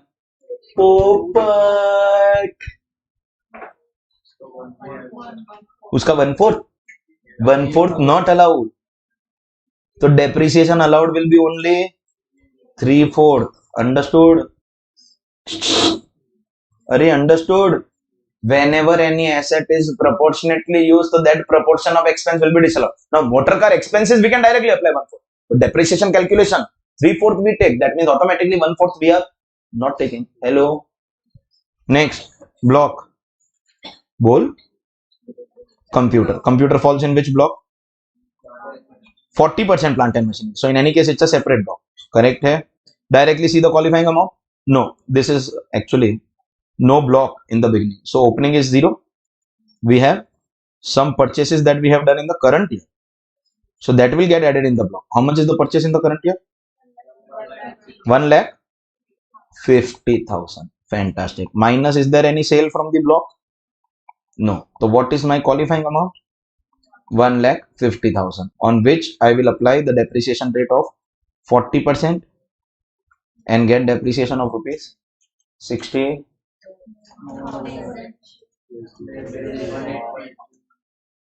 into half. Why? Less than 180 days. 30,000. Understood? Second block. Third, typewriter. See, please understand, typewriter also is 15% block. Ideally and normally, the question should have given you one opening WDV of the 15% block, including motor car and typewriter. But if they have made separate blocks, so you also solve them separately. So typewriter, what is your qualifying amount? 15,000. And what is the rate of depreciation here? Giving you 2250, full year, no? Opening WDV. And finally, we have furniture at 10%, where we have qualifying amount of 16,667 and rate of 10%, giving you 1,667. Correct hai? Effectively, your depreciation deduction for the year is going to be 1 plus 2 plus 3 plus 4, 43,133. Now we know we will do add as per books 29,500 and less as per tax as per working note 43,130. And this depreciation, every paper of inter and final, every paper. More complication with additional depreciation, etc. Hello. Chalo. Now that we know what we have to do, can we go and solve our question? Net profit as per profit and loss account. 7,29,723, is it? 373. Add side. Now you know more space than estimate and less side. And now go and pounce on the question. What if I tell you we have already solved it? Increase your speed. There are some students who do one more way. I leave this choice to you. When they know they are doing PGBP, they first make this. Okay? Then they start reading. And they have to do add less no effect. For example, first thing that we have is dividend from Indian company. Credit side first. So they do it minus over there and then immediately come and write here. So the writing part and the adjustment one by one, they finish it parallelly. I have got no problem with that. But what is going to happen is if you are doing both activities together, you may get stuck and waste time. So first finish the full solving of all the adjustments by doing plus minus, and then writing part will be taken care of. It also depends on how much time is left. Supposingly you feel that too little time left in the exam, so instead of solving every adjustment on the question paper like plus minus, at least the easy adjustments fast we can write on the answer paper, so that the correct number of adjustments, correct number of marks. But I leave this choice to you. I am always going to be doing it like this only. So first thing that I will do is dividend from Indian company. Why less? Now this time I can say IFOS 10,623. Next, when your writing part is going on, your speed has to be good. And one thing I am very clear from day one, that you are allowed to parallelly write in my classroom if you are answering my questions also. If I ask you what is the next amount and you are distracted in writing, I will take away your notebooks and not return them to you till your exam also. Because classroom is meant to listen to me, answer my question. If I say next, everyone has to say next. Not that 2-3 people are saying and the other people are only writing the answers. It can't work like that. The answer part, on record the PDF is available to you. So you will get access to it. Classroom is about participation. No distraction in that is the permission to write in class. So if I ask you next, everyone has to together say dividend from mutual fund. And that also will go in IFOS. If I ask you the amount, everyone has to say. I hope I am clear about the system, because I will take away the notebooks and not return. I am very strict about it. I am not as good as I look.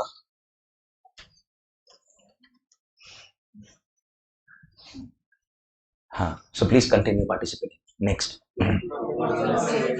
Profit on sale of asset.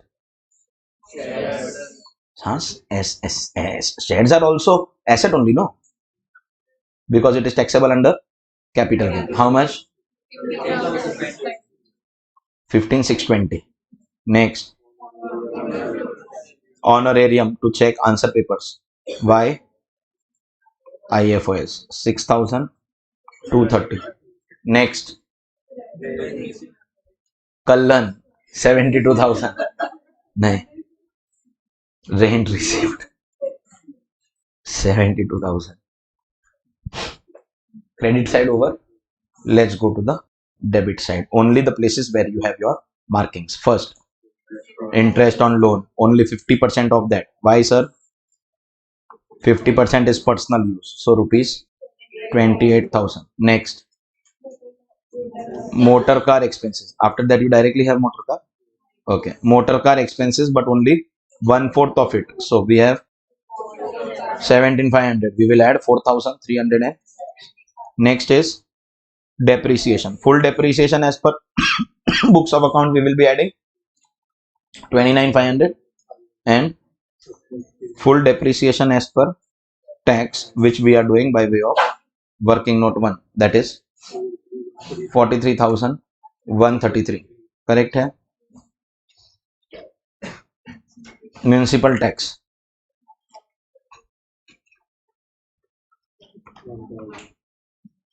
why? Because it is allowed in house property, 1,000. So everything in the P&L done. If you'll see, most of the adjustments except where we have markings also done. Like for example, client wala taken care of, article wala taken care of, car taken care of, loan taken care of, printing and stationery we don't have to do anything, depreciation we have already calculated. All we have to do is the disallowance of the cash payment, salary in excess of rupees 10,000. This 25 will be disallowed. Do you realize how quickly we can do it once we have developed the system? Add side total.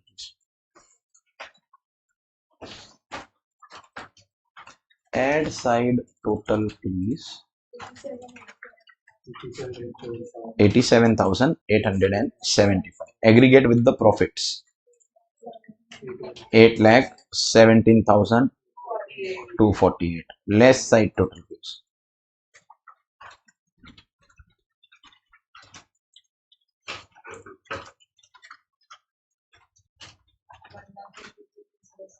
1,53,206, giving you your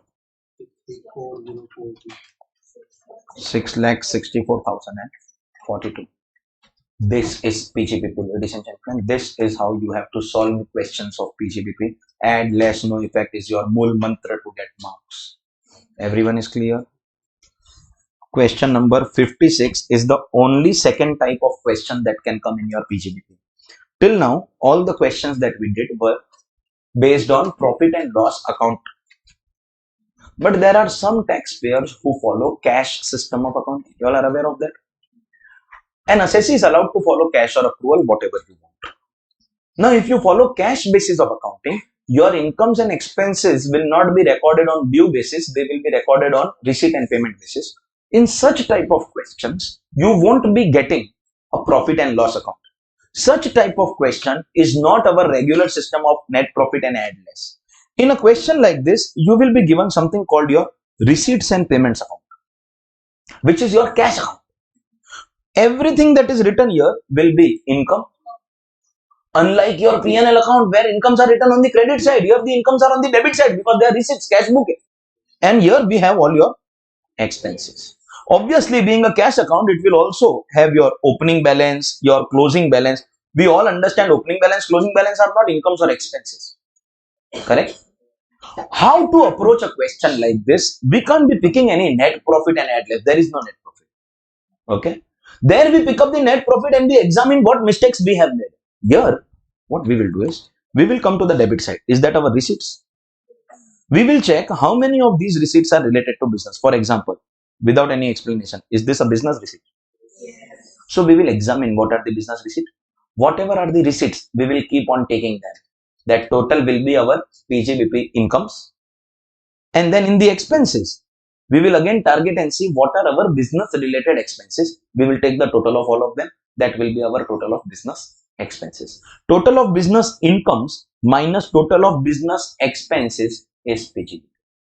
Supposingly you are given a receipts and payments account, and from that you are asked to make a profit and loss account. So can you make it? The business incomes and expenses you write in P&L, and the other things you write in drawings or etc. You have to do that only. You have to identify which are the business related transactions, pick them and write them here. So our presentation in a question like this is going to be, we will take the incomes which are related to business, write them here. The total will come here.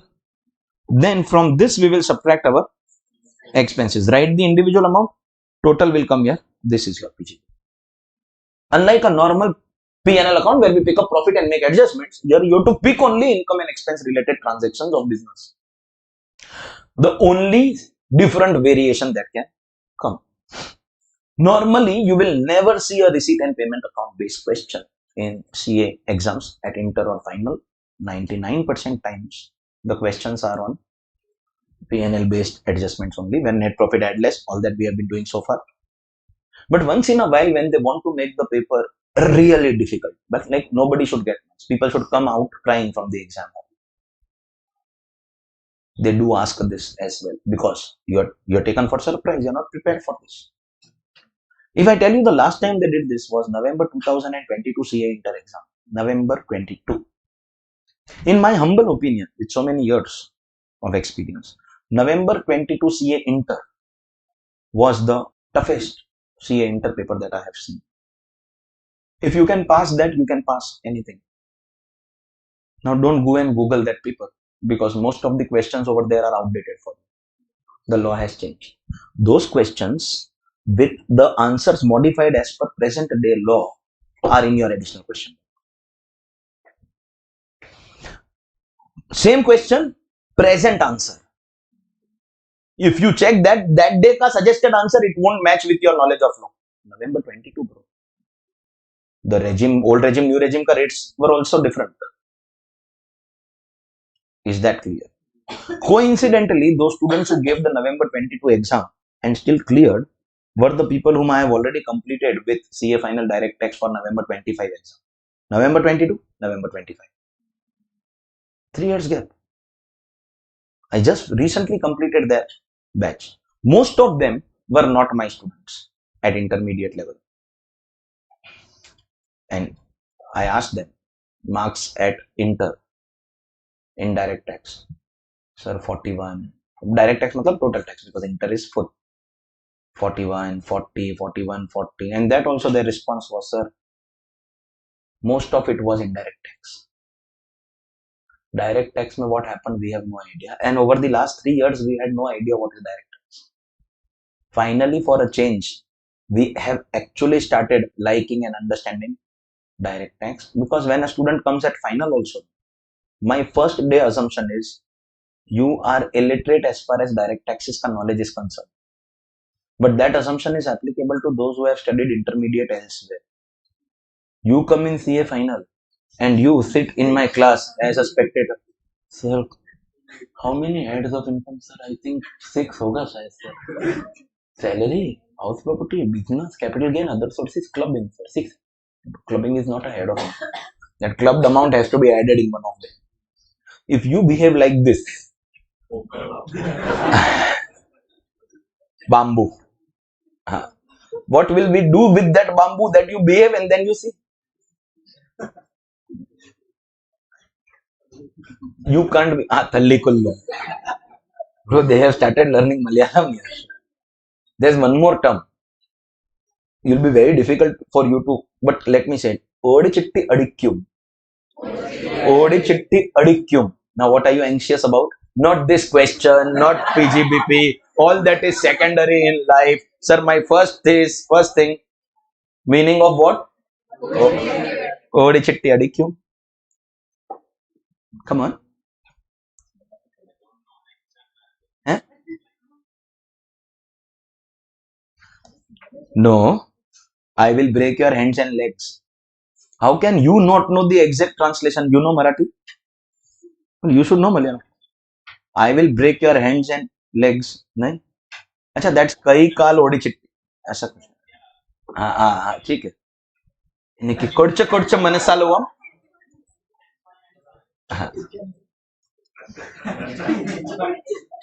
नहीं गाली नहीं. Promise. If I have to give you bad word, I will give in Marathi so that you understand that. Okay. Kodcho manasalvam means I know little Malayalam. That is self-explanatory. This is what the profession demands. So if you know which audience you are speaking in front of, so that the audience likes you, you have to talk in their language. In fact, you know that you won't be as good. Rather, you will sound funny in front of them. They start liking you for that reason also. Okay, sir, I like your funny Malayalam. Not realizing the fact that I want to, retain you in the classroom. The best part being, the students of Mumbai are taking keen interest in Malayalam, definitely more than direct tax. Gadedas. Gadedas means donkeys. In case. Identify the business related incomes, write them. Business related expenses, write them. November 22, really difficult paper. And I told them that if you have cleared that, you can do anything. But we'll wait for their November 25 results, then we'll comment. In case they are successful, you never know. And our felicitation is also successful. The next felicitation will be you and them together only. May 25, November 25. Exemption lana padega. And with exemption also, you may not be guaranteed invited. Sorry, but I have limited, bandwidth, as MBAs say. But 70s and 80s, so you become permanent inviting. Permanent matlab for that event, you become, by default, you become inviting and eligible. 60s ka to it depends. After this March up to next March, multiple exams, 2 final exams, 3 inter exams. What is the performance of the students? Let's hope that I don't have to call 60s. Don't you think so? I am praying that I don't have to call 60s. But if I have to call, I have to call. Assuming that some won't come. That's possibly the only way in which we can do it. So it is quite likely that you will get to interact with them in the. You please make sure that you come, because what will happen is you have cleared inter, and now comes bigger questions in life, how to approach the final level of the professional exam. Directly, those who have been through that and cleared final exam will be the people whom you are going to be interacting. I am in my agenda. One more thing is that those who have cleared recently CA final with rank, especially also CA inter students are going to be present. I am actually going to be telling the CA inter students to approach those final students for guidance as long as they are present in the function. That is how we make your network. We get to know each other. You can exchange numbers. You can develop those contacts and be professionally useful for each other. It's a small profession, only 4 lakh out of 150 crore. Everyone should be useful to everyone else. Your knowledge should be useful to me and vice versa. That is how we can grow together. Not by bringing others down, but let's all of us grow together. So that networking ke liye opportunity I want to keep. That people interact with each other over dinner, over welcome drinks. Of course, you see, supposingly I start keeping hard drinks over there, so the people who have failed also will say, sir, I will pay for myself, but can I come? I want to see how professionals appear together, look together in that zone. नहीं, obviously नहीं. Bro, नहीं तो we'll keep Pratik ka stuff in one of the trays over there. Taste this, then share your professional ideas. So of course we won't be keeping any such stuff out there. But do take this as an opportunity of interacting with your professional seniors, because you all are intermediate students. You all need to interact with those chartered accountant. Those who have cleared CA final will give you a better picture also. Okay. So ladies and gentlemen, let us see. We have to identify the incomes from the debit side and the expenses from the credit side related to business. Let's see what is given to us. Mr. A. Chappa, Chartered Accountant, furnishes you the following receipts and payments for the year ended 31st March 25 for computing his business income. The receipts balance brought down 15,000. So, is it business income? Bro, brought forward cash is not income. Forget about business. Okay, next. Fees from clients for 22-23, 10,000. For 23-24, 2 lakhs. For 24-25, 50,000. Of course, all of them are business incomes. But my question is, which one will you take in PGB? Current year is 24-25. Which one will you take? 23-24. 24-25 का fees we will take.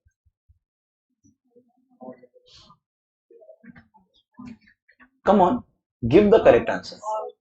All, because cash basis means whatever I have received, I will pay tax. These fees belong to past years, but I have never shown them in income tax because I am following cash. So I will be taking, bro, all of them. Good, I asked this. I would have directly said we have to take all of them because cash basis gone ahead, assuming that you know. But thank you for letting me know that do not assume anything, because what is different between cross check and account pay check and bearer check? So thank you for letting me know, and it is okay. We are all here to learn. No one knows everything. Huh? No one knows everything. Thank you. Continue. Salary from a firm as a partner 1 lakh. Is this your business income? Come on. Hey, talk to me, huh? Not to anyone else. Say yes, say no, give reason. Partner hai. But it is salary, no? But he is not having employer-employee relationship. So is it a part of PGVP? Yes. Will we be taking it? Yes. Yes. Huh. See, when a firm pays remuneration to partner, it will get deduction under 40B. If the amount paid is 1 lakh and the limit of 40B is giving some other amount, then there will be some amount disallowed. Then partner will pay tax only on the amount which is allowed. But if the question is silent about anything, we will have to assume that firm got deduction of full 1 lakh and thus partner will pay tax on full 1 lakh. Correct? Next. Refund of GST 5,000. I did discuss this with you in today's lecture only. So just tell me whether we will consider or not. Yes, my income tax refund we won't, but GST we will. Okay, next. Share of income from firm 15,000. No. This is PGBP, no? Then why no?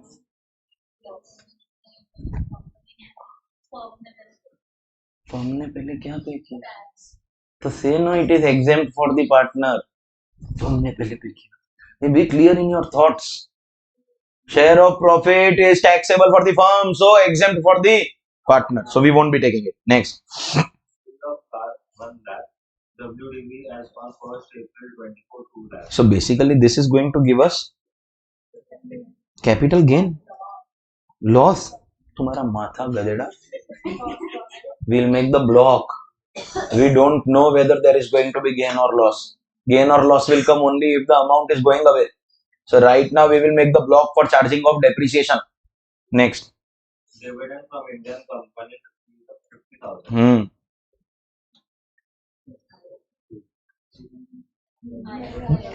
पागल है क्या? Dividend from Indian company 50,000. And to which what are you answering? Dividend.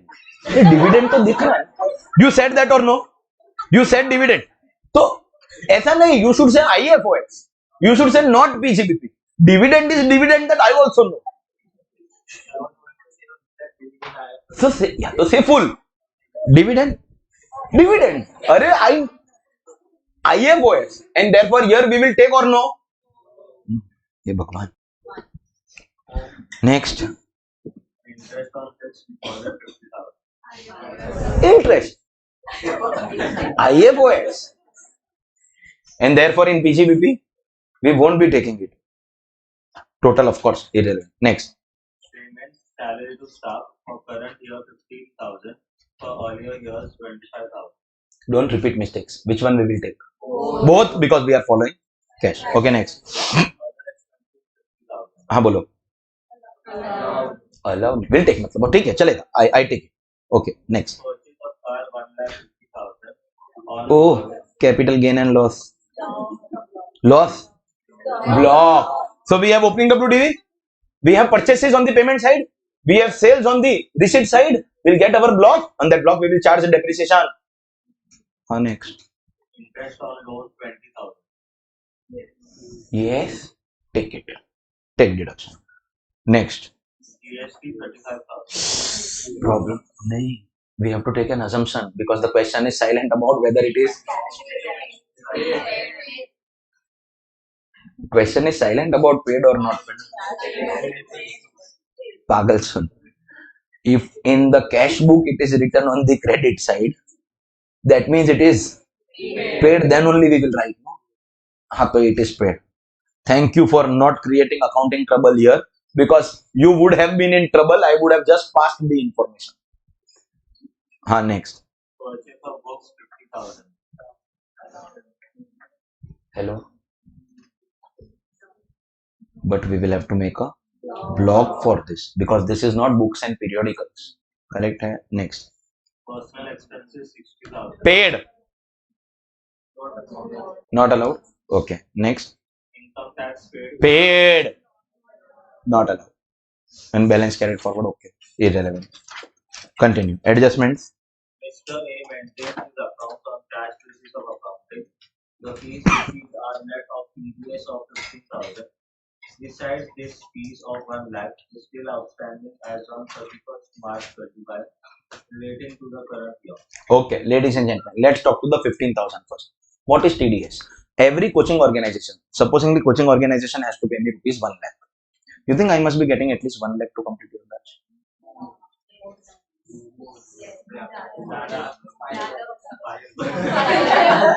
5 lakhs. You become the class owner.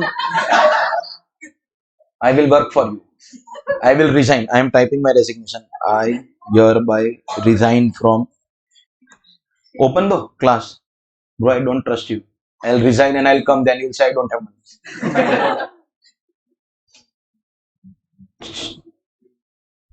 Assume 1 lakh. It is much lower, but assume 1 lakh. So class will give me only 90,000.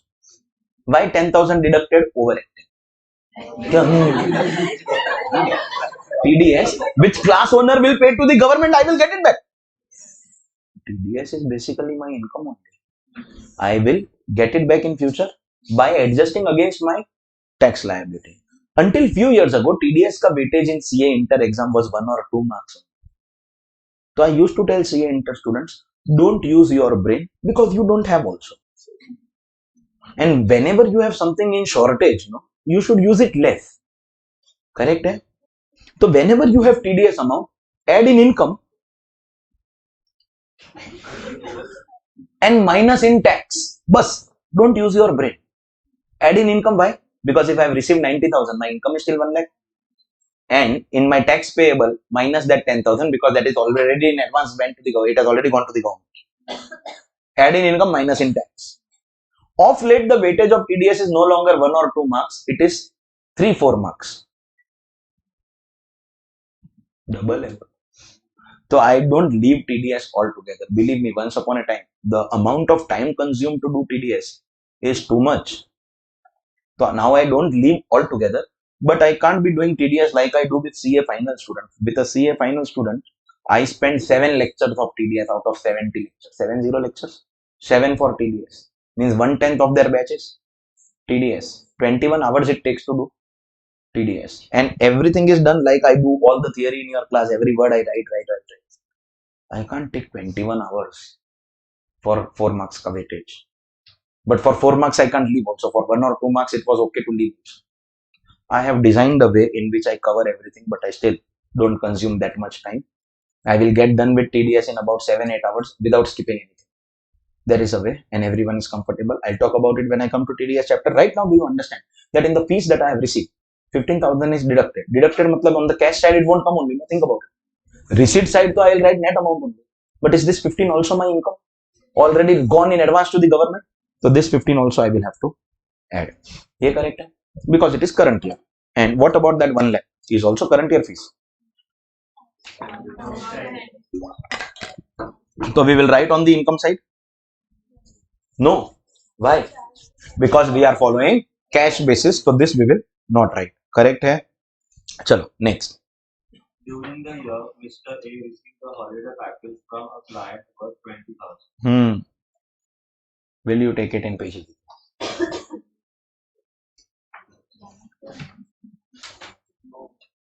Okay, let me give you the explanation, then you decide. Okay.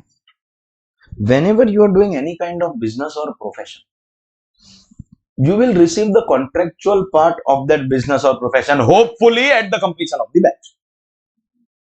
The contractual part will always come. But sometimes, open the door slightly. Slightly, huh? It should not be very obvious. Sometimes the person whom you work for, also pay attention here. Sometimes the person whom you work for is impressed with your quality of work and decides to give you something over and above the contractually decided amount. That over and above extra amount given to you can be monetary in nature or non-monetary in nature. Like employees get perquisites from their employers. Do we add the value of perquisites in the salary? Supposingly a coaching class is really impressed with the work of the professor. If the coaching class is impressed with the work of the professor, it is the duty of the coaching class to give the professor something extra over and above. It can be cash, it can be kind. Focus on the concept. It can be cash, it can be kind. It is the duty of the class to give something extra. Class can probably, take you out on a picnic, sponsor a dinner for you, sponsor a holiday for you. Why? Why? Because you did your profession good. Say a professional sports person played well, got the match fees. But when you play better than the others, do you get extra? In the form of a car received as award or something like that. That is something extra received in exercise of profession. Don't put too much of pressure on the class. Now focus as a student. Supposingly you are really impressed and satisfied about the quality of work done. And you are already aware that the class is paying the professor too less. So out of love and affection, if you decide to give something to the professor in cash or kind, that is only because the professor was good at his job of direct tax. Supposingly you get an exemption in taxation, you decide to gift a gold coin or a gold chain to the professor. Example, I am not asking for anything.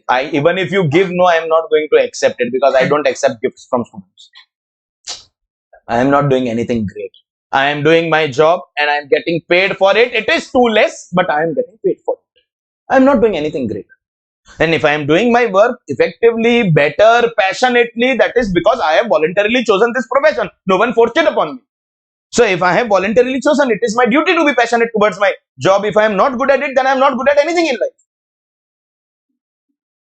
So if I am doing my profession, I am not doing a favor. And if I am doing good, I am still not doing a favor. It is my duty. So I won't accept any Gift. I don't accept any gifts.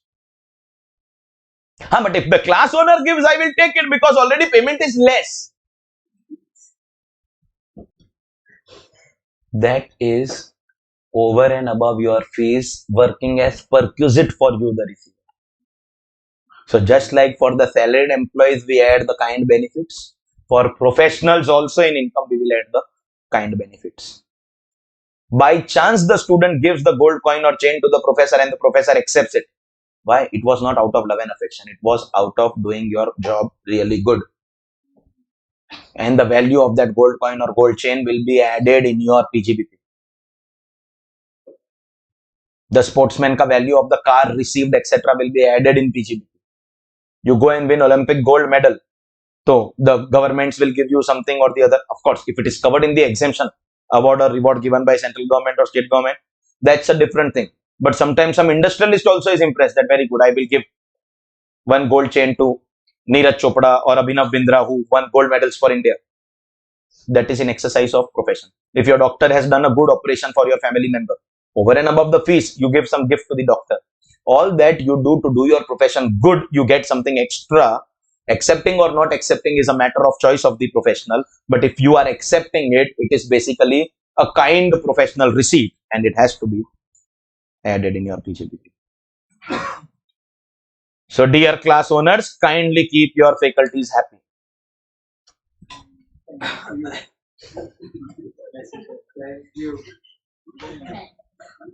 If the professors are happy, then they don't go anywhere.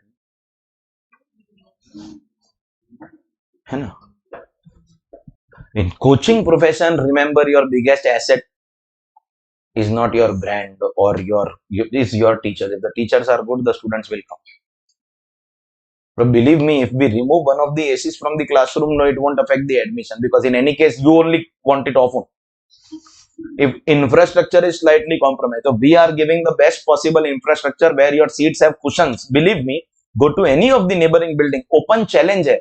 If you can show me any coaching class which has cushioned benches.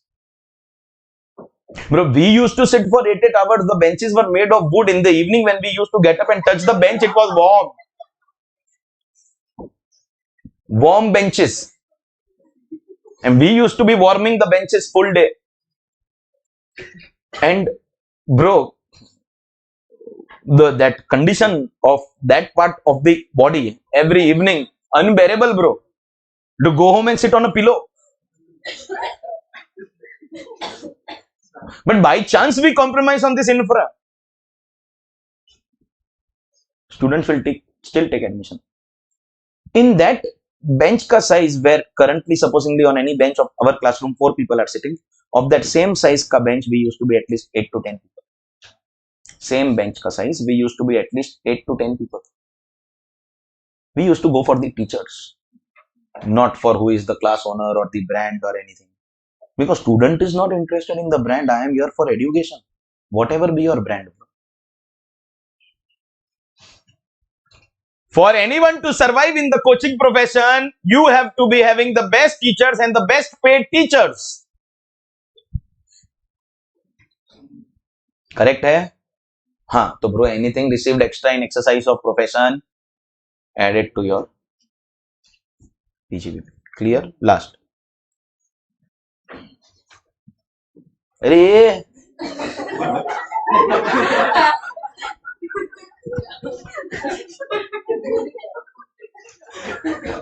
Out of books worth 20,000 are annual publications. So we have 50,000 ka books purchased. 30,000 so we will put in the block for sure. What about this 20,000? We'll put in the block or consider it a revenue expense. Block only, because this is not periodical. This is that annual volume. I have explained this to you. The annual publication, if we are purchasing, that will remain with us as a permanent asset. So this is going to be added in your note 2 block of books only. We are required to calculate what?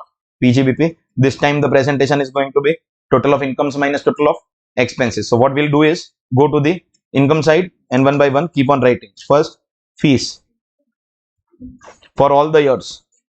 Total amounting to rupees 2,60,000 inner column, because totals we will be writing in the outer column. Next, salary from firm as partner. Is this taxable? Yes, share of profit is exempt, but this is going to be taxable. 1 lakh. Next, refund of GST. GST paid is allowed as a deduction. So GST refund is going to be taxable. Rupees 5,000. Next, share of profit is exempt, nothing else. So income side here, everything is over.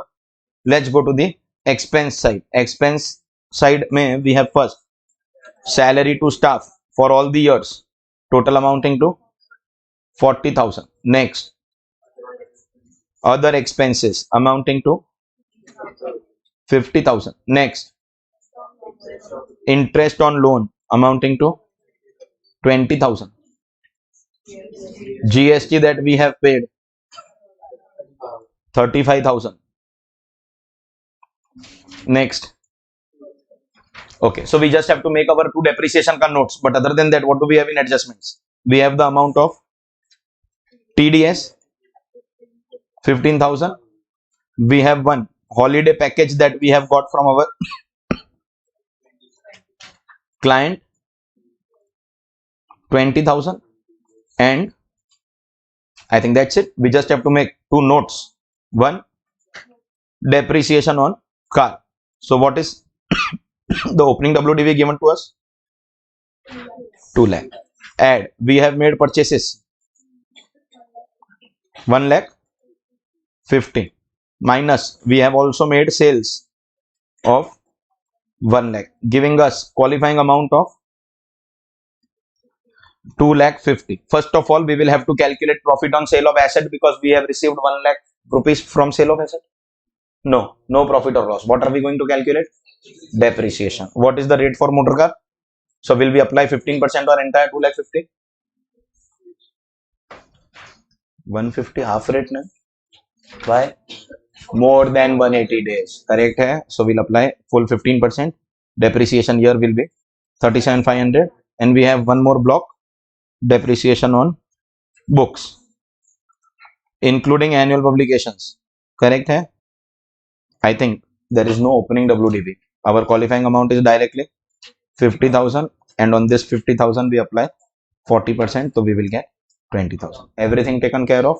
So simple. Total of this is going to be your incomes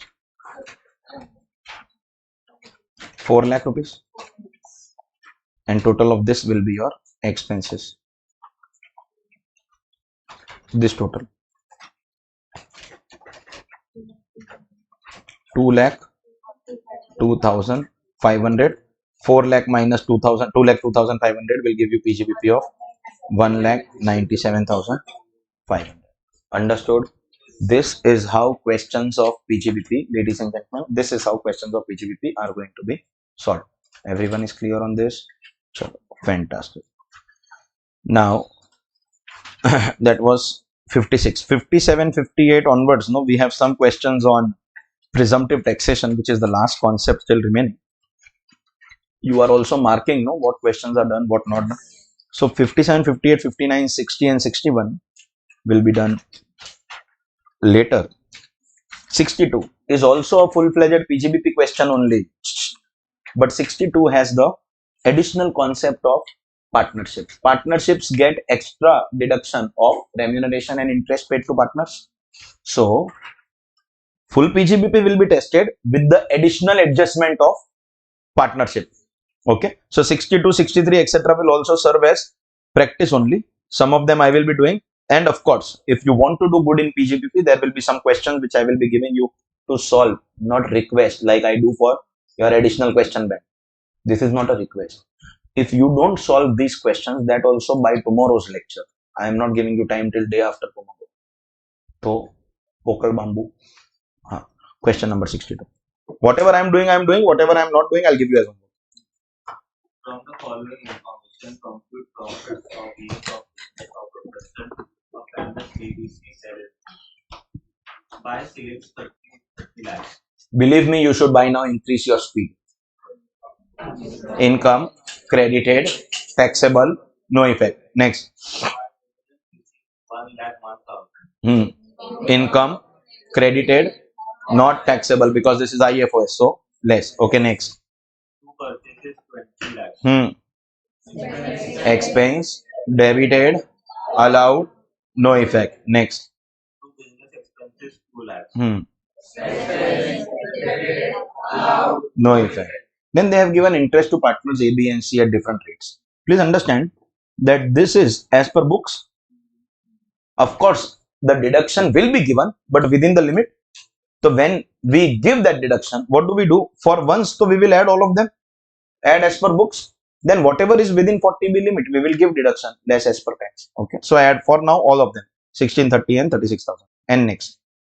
Next thing is salary to A, bonus to B, and commission to C. Can we use one common word for all of them and call that remuneration? So do you realize this part is interest to partners and this part is remuneration to partners? For both of them, all we will do is add as per books, and then we will calculate as per the limit of 40B and give the deduction of less as per tax, giving us share of profit 73,000 for all of them. Fantastic. That is the starting point, the 2,19,000. And what do you have as further data?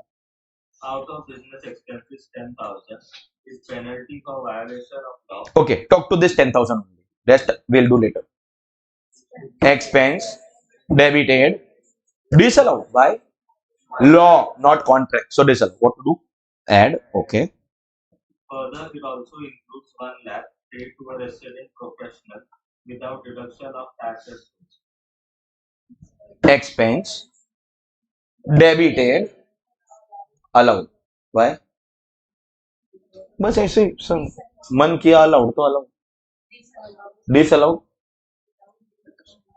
That means you have not deducted TDS. Okay, you do TDS violation, so you still get deduction. Unfit for the exam, cash on delivery.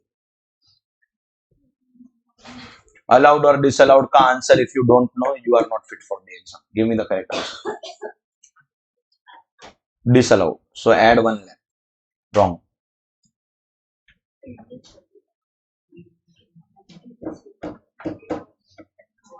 You are making mistake in allowed disallowed expense. Big trouble here. Any better answer you have? Those who said allowed therefore no effect are wrong. Those who said disallowed so add 1 lakh are wrong. Any other answer? That means disallow only 30%. So out of 1 lakh we have to disallow 30. 70 will be allowed. Allowed and debited no effect. We have to disallow only 30. So we will add back only 30%, not the full amount. Those who said no effect for full 1 lakh are wrong. Those who said add full 1 lakh are also wrong. ये clear है? And next. Mr. C is a non-working partner. हाँ तो ठीक है. So what? Partner is partner. Okay. What do we have to do? Compute the PGBP. चलो, let's do that. We'll do what the question tells us to do. So question number 62. See, this is all. This is also practice of PGBP with extra adjustment of partnership. But ultimately it is PGBP. So start with net profit as per profit and loss account. 2,19,000. Of course, we will be having one add side with adequate space. We will be having one less side, and we'll talk to the amounts which we have already done one by one. First, the credit side. What to do?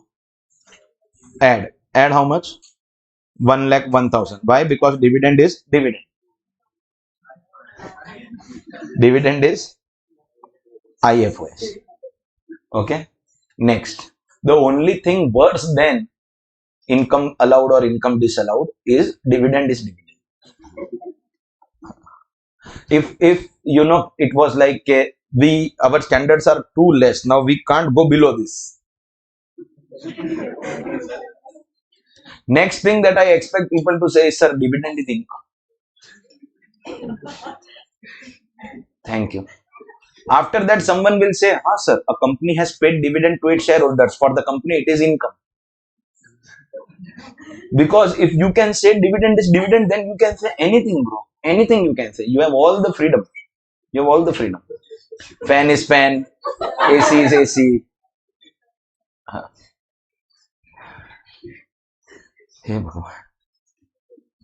Next, debit side. Directly interest and remuneration to partners. Interest to partners. What will we do? As per books of accounts, for the time being, we will add the full amount. And likewise, remuneration to partners also, as per books of accounts, we will add the full amount. We know within reasonable limit we get deduction, but that we will calculate separately. So add as per books we are doing, then less as per tax we will do. What is the total of interest? 82,000. And what is the total of remuneration? 6 lakh. Less as per tax we will do separately. Then in the adjustments we have penalty for violation of law. So we have to add back full 10,000. And next TDS not deducted, so we have to add back only 30%, that is 30,000. So that way we have taken care of everything. Now that way can we summarize that we have actually completed all the adjustments of PGBP except the 40B ka deduction that we have to take, correct hai? So what will we do? We will first take this total. This total is rupees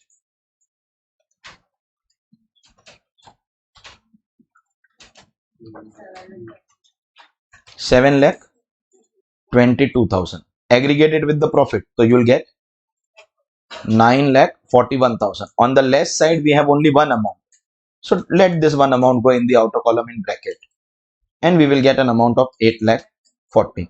First of all, what is the name of this amount? Naming ceremony here is very, very important. This is PGBP, because I have done everything of PGBP, but before one thing is remaining.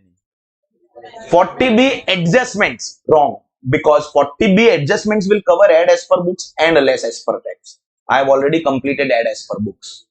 So what is the only thing left? Less as per tax. So what will I say before 40B? Now 40B gives me two deductions, interest and remuneration. First we do what? Interest, because after deducting interest, what we get is profit. Book profit will help us calculate our remuneration deduction, correct hai? So first we will do what? Interest under section 40B, one by one. First, Mr. A, you know the deduction is going to be list of three things. What are the three things? How much is the amount of actual? And actual when nothing is given will be as per deed. 16,000. Hello, which is paid at 16%. If 16,000 was paid at 16%, then 12% will be how much?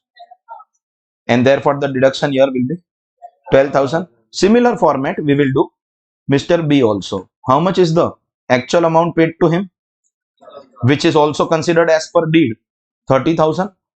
And that was paid at what percent? 15%. If 15% is 30,000, then 12% will be 24,000. So the allowed deduction here will be 24. And third, Mr. C, actual and deed is 36, paid at 18%. Then 12% is 24,000.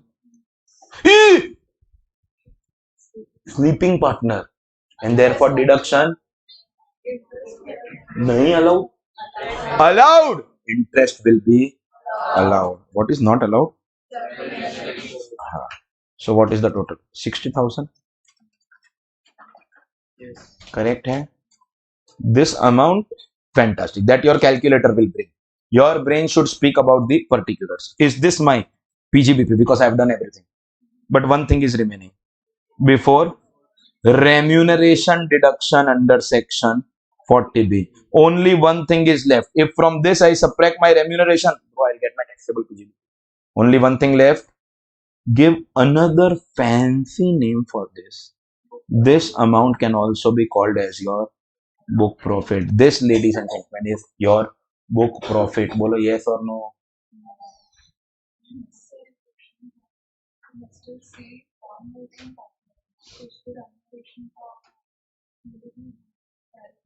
Disallowed. So we have disallowed. Mr. C ka remuneration have we disallowed here? Yes. Correct hai? See, if we are doing add as per books, means for now we have disallowed everything.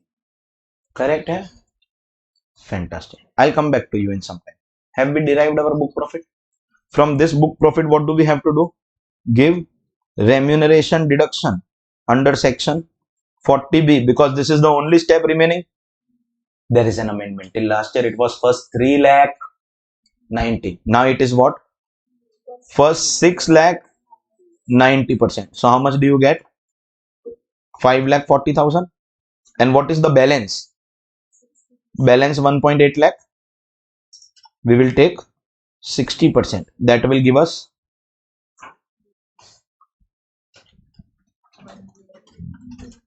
1 lakh 8, and thus the total remuneration deduction will be rupees 6 lakh 40. Popat!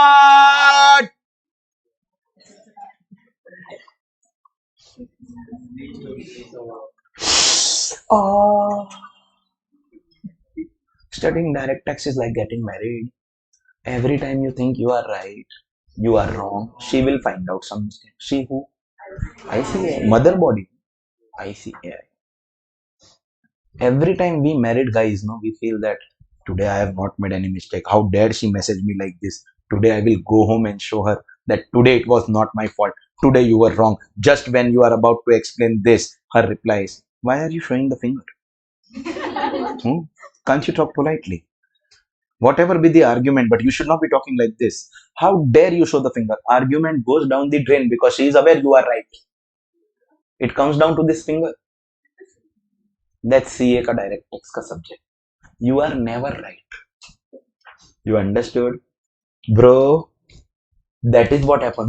Book loss, book loss, book loss. Book profit or book loss just decides the third amount. It has to be compared with the amount as per actual or deed, because we have to select whichever is lowest. If you directly do this and take this as your answer 6 lakh 48, so you are gone, bro. You are gone. Correct hai? Ek minute. I have full trust on you. I trust you whether it matters or not. How many people actually guessed it? Okay, sir, 648 is not the answer. We have to write the actual also. Say it. Say it with all honesty. You guessed it. That 648 is not the answer. Correct? 648 is just one of the three limits. It is actual, deed, and 648, whichever is lowest. You, I agree, because the moment I was saying 648 is the answer, you were doing no. I agree. So I trust you also. I trust you. And I have full faith on your abilities. So is 648 the answer? No. I have to also compare it with actual and as per deed. This amount you will give me. Actual and as per deed ka amount give, because in this we have to choose whichever is lowest. No. Give no, bro.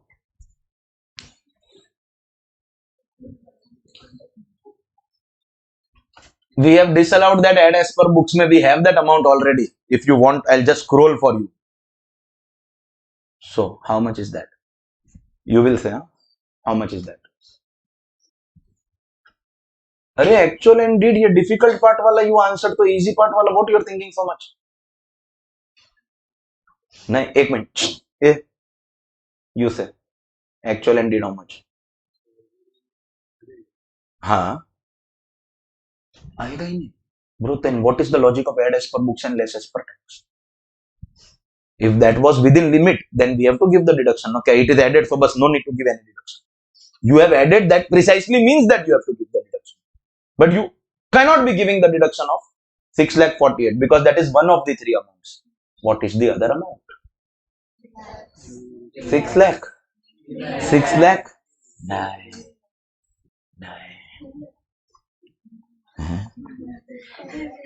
नहीं तो रहने दो.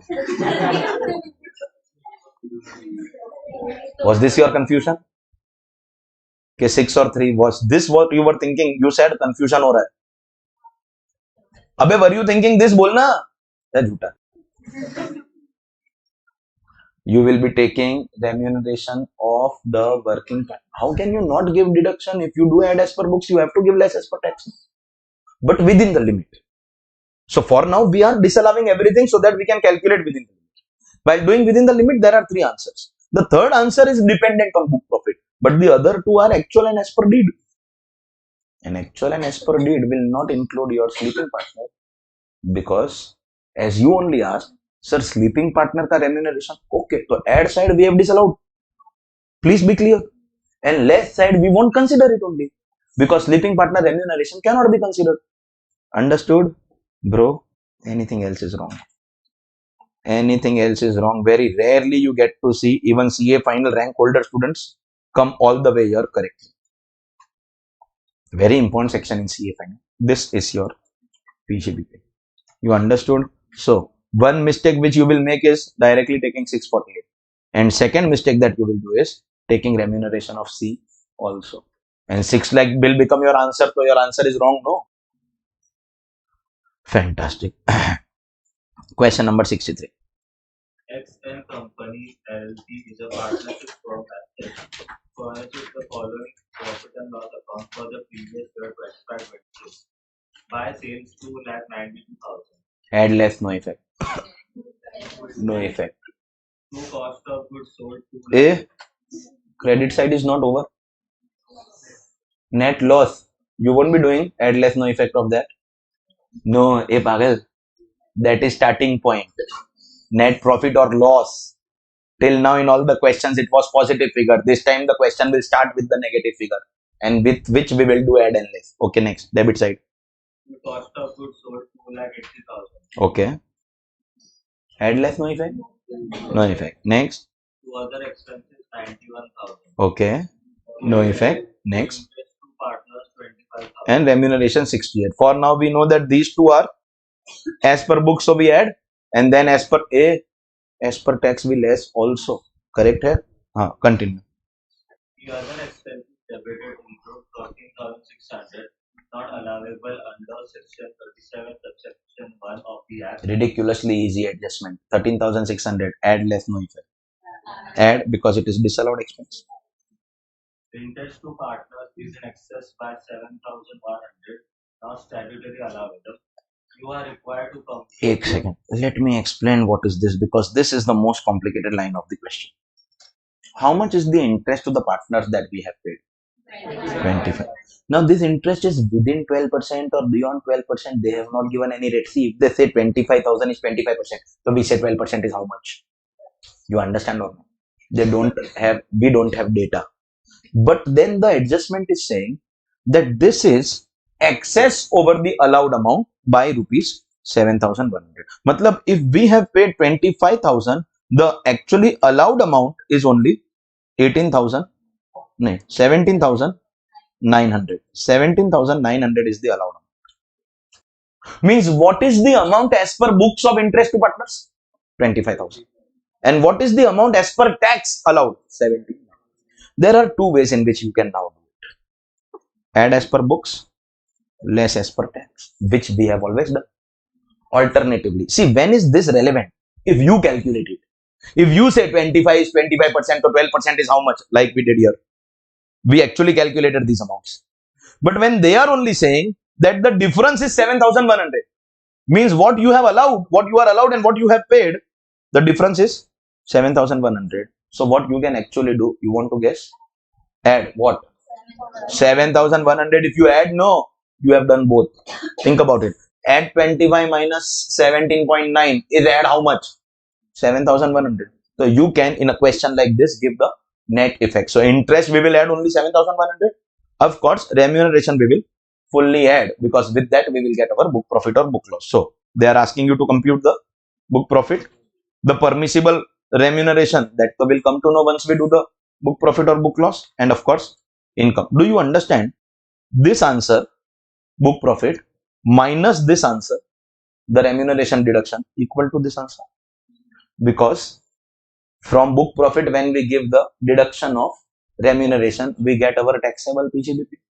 Correct or no? So let them come in the flow one after the other. This is your question number 63. Start with net profit. Here it is a net loss, so no problem, we'll write the negative amount as per P&L. 1,72,000. correct hai? We'll have one add side, we will have one less side. What do we have on the add side? Disallowed expense as per adjustment 13,600. Then excess interest. What is the other way of doing? At 25 less 17.9. Everyone is understanding both ways, no confusion here. 7,100. And as far as remuneration is concerned, that for the time being you'll have to disallow the full amount of 68,000. So effectively you get 88. Less side, if you understand, we don't have anything, but take the total first.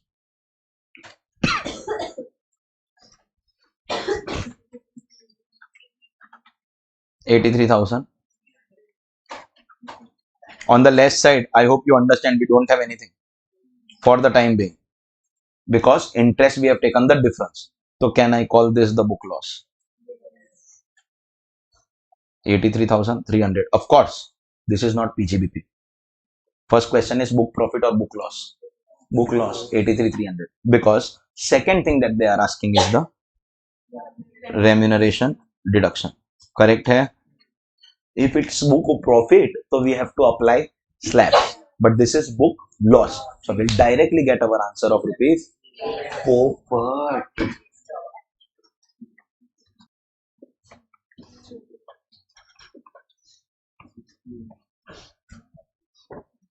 Repeating mistakes is a crime.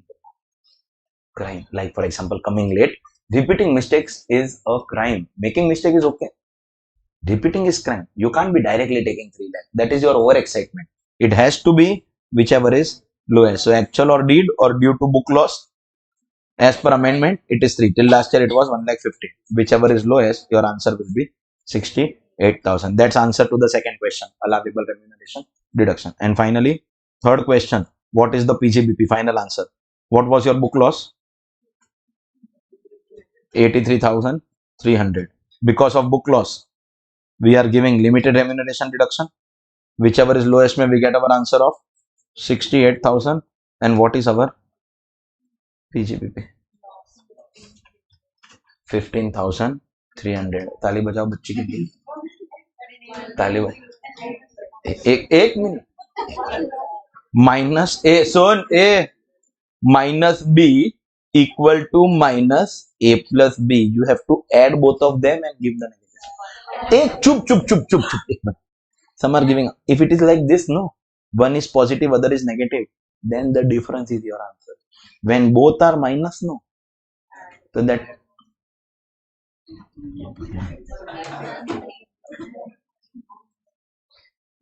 एक minute. Patience. Patience. Are both of them minus? When we have to minus two things, so we have to take the sum total of both amounts inside the negative figure.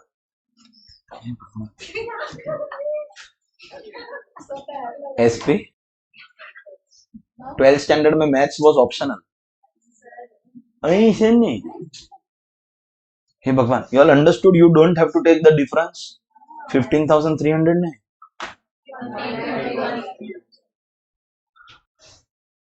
The mistake is so bad that no one is hearing the bell and coming also to ask what happened. बोले हैं normal loss है. Oh good lord. What is my name? Ah. Lol. All right, ladies and gentlemen. All of you all come from home except one student who comes from hostel.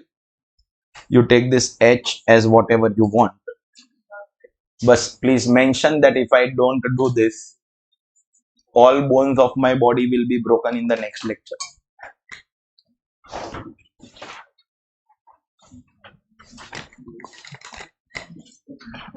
Hello? Ha. 64 and 65 also. That's when I say and 65 also does not mean that we are over, we are done here. Huh? There are more, I'll tell you. Books of accounts related. No. Just keep mentioning or marking 64, 65. There are more.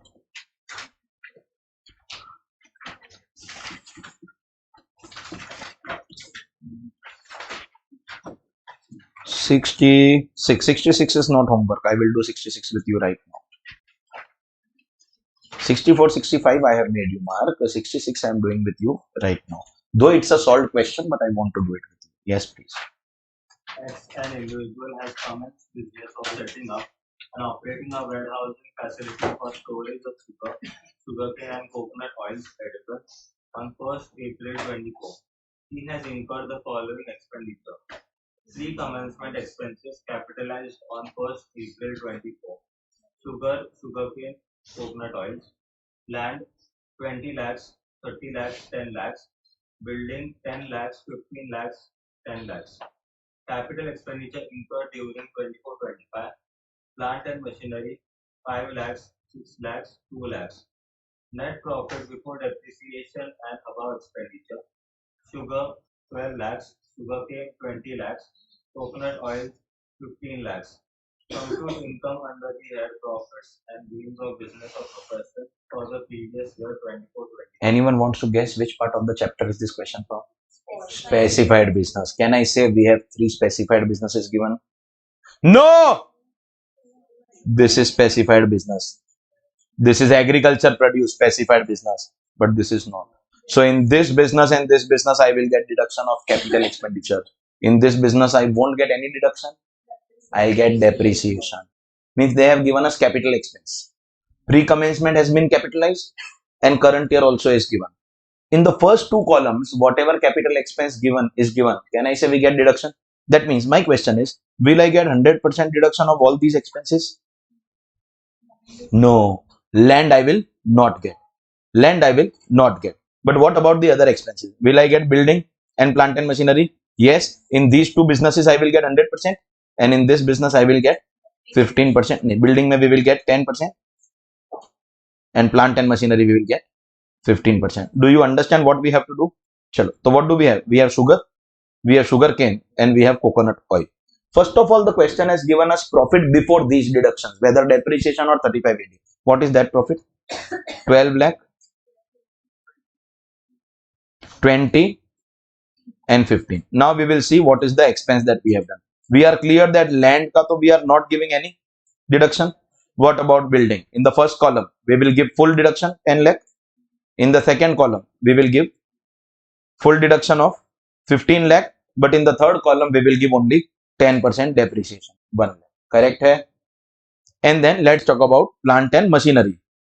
First column, we will give deduction of full 5 lakh. Second column, we will give deduction of full 6 lakh.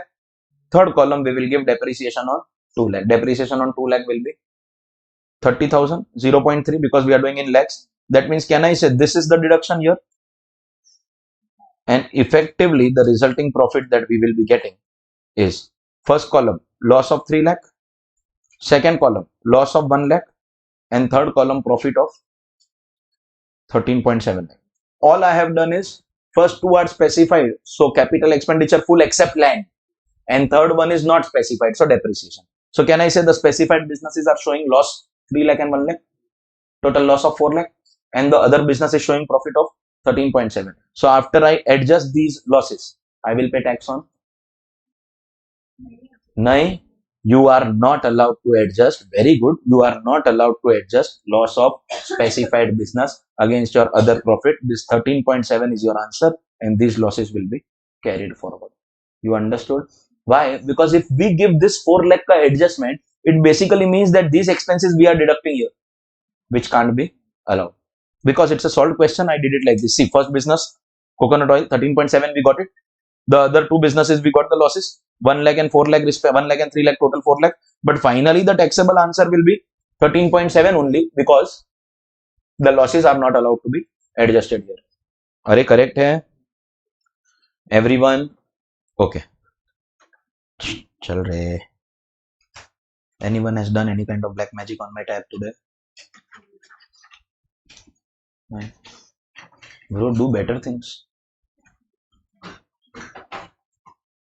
Scale किसका है? अरे you are allowed to do marketing of those coaching classes whose all students come and join us only after 12. वो allowed है. You can keep it open. हाँ, it is quite close to my house. That was 66, no? हाँ, तो 67 onwards तो we have completed all the questions. They are on depreciation. Till 72 we have completed. 67, 68, 69, 70, 71, 72 we have completed. We go ahead. Question number 73 is on page number 113. Garden Limited is an existing Indian company which sets up a new industrial unit. It incurs the following expenditure in connection with the new unit. Preparation of project report 4 lakhs, market survey 5 lakhs, legal and other charges for issue of additional capital required for the new unit 2 lakhs, total 11 lakhs. The following further data is given. Cost of the project 30 lakhs. Capital employed in the new project 40 lakhs. What is the deduction admissible to the company under section 35D? Which deduction are they talking about? Which expenses? Preliminary expenses. Correct hai? This is your actual expense. But will we get that? This deduction? No. Actual expenses will be restricted. For a non-corporate assessee, we directly take 5% of cost of project. But for a corporate assessee, what do we do? First, between these two, we choose whichever is higher. On that higher, we will apply 5%. So what is higher between 40 lakh and 30 lakh? Lol. So whichever is higher, we get 5% at 2 lakh. This will be compared with our actual expense of 11 lakh. So we will get whichever is lower. That means therefore what is my qualifying amount? 2 lakh. And therefore my deduction for the year will be 1/5. That is 40,000. Correct hai? 1/5 over a period of 5 years. This is also solved. See, solved questions you have to do, but I am doing that to explain. Finally, it is your responsibility to do this question. Whatever question ka solution is not there, you see I am not leaving any of those questions. Okay. So yes, that was your 73. Ladies and gentlemen, if you really care about your career, then 74 and I think there are two more. 17, 64, 65 so I already gave you. Abhika, 74. 74, when you will do as homework, you please apply the policies that I have taught you in the chapter, that add less, no effect wala part. See if you are able to get your answers. Okay. 76, 74 I have given you. See, 75, no, it's so easy and small that I don't want to give you as homework. Doctor acquired residential house. Hello. So residential house, you won't get any depreciation. But when he started using this building for the purpose of business, now will he get depreciation? Yes, but we will have to charge something called notional. So what was his original cost? 10 lakh. That was in 22. So we have to bring the present value by charging notional depreciation of 22, 23 and 23, 24, 2 years. First year we will do only half rate. Sir, why half rate? Because less than 180. So only 50,000, not 10% but half rate. Second year we did full rate. And this is your WDV for the year for doing depreciation. Is that clear? Depreciation on building by charging notional depreciation. Okay. 76. Listen, is not a question that you have to solve. The question is saying you just have to discuss the taxability. For example, municipal tax relating to office building, not paid till return filing due date. Will you get deduction or you will not get deduction? No. Indirect taxes, you won't get deduction because not paid. So you just have to discuss. There is nothing that you have to solve. And believe me, this is as good as no homework. So you mentally count only 64, 65, 74. I think there are two more. 77 is related to your presumptive taxation. That one concept is still remaining. Yes. 78 is also a small question on 35 AD. We just now did a 35 AD ka question. Just you have to subtract the capital expense. And 79 means 74 and 79. Let me specify on the tab also. 74 and 79 are your real test of PGBP by applying the concepts that we have studied. Apart from that, extra that I am giving you are 64, 65 and 78. 75, 76 I have completed. 77 is on presumptive taxation, that you won't know now. So effectively I have given you only 5 questions, but come what may, these two though you have to, the other 3 also you have to do, but they are small, they will get over very fast. Full-fledged PGBP I am giving you only 2 questions and not for day after tomorrow. I'll give you one suggestion. Don't go home today after my lecture. Complete these questions, then only go home. Because after you go home, your attention will be diverted. You have not given time to anyone. Just ask him. Nahi to I will extend class. Nahi na. Finish the questions here before you do. Okay. And apart from that, 79 is also very important to check your knowledge. Chal na yaar.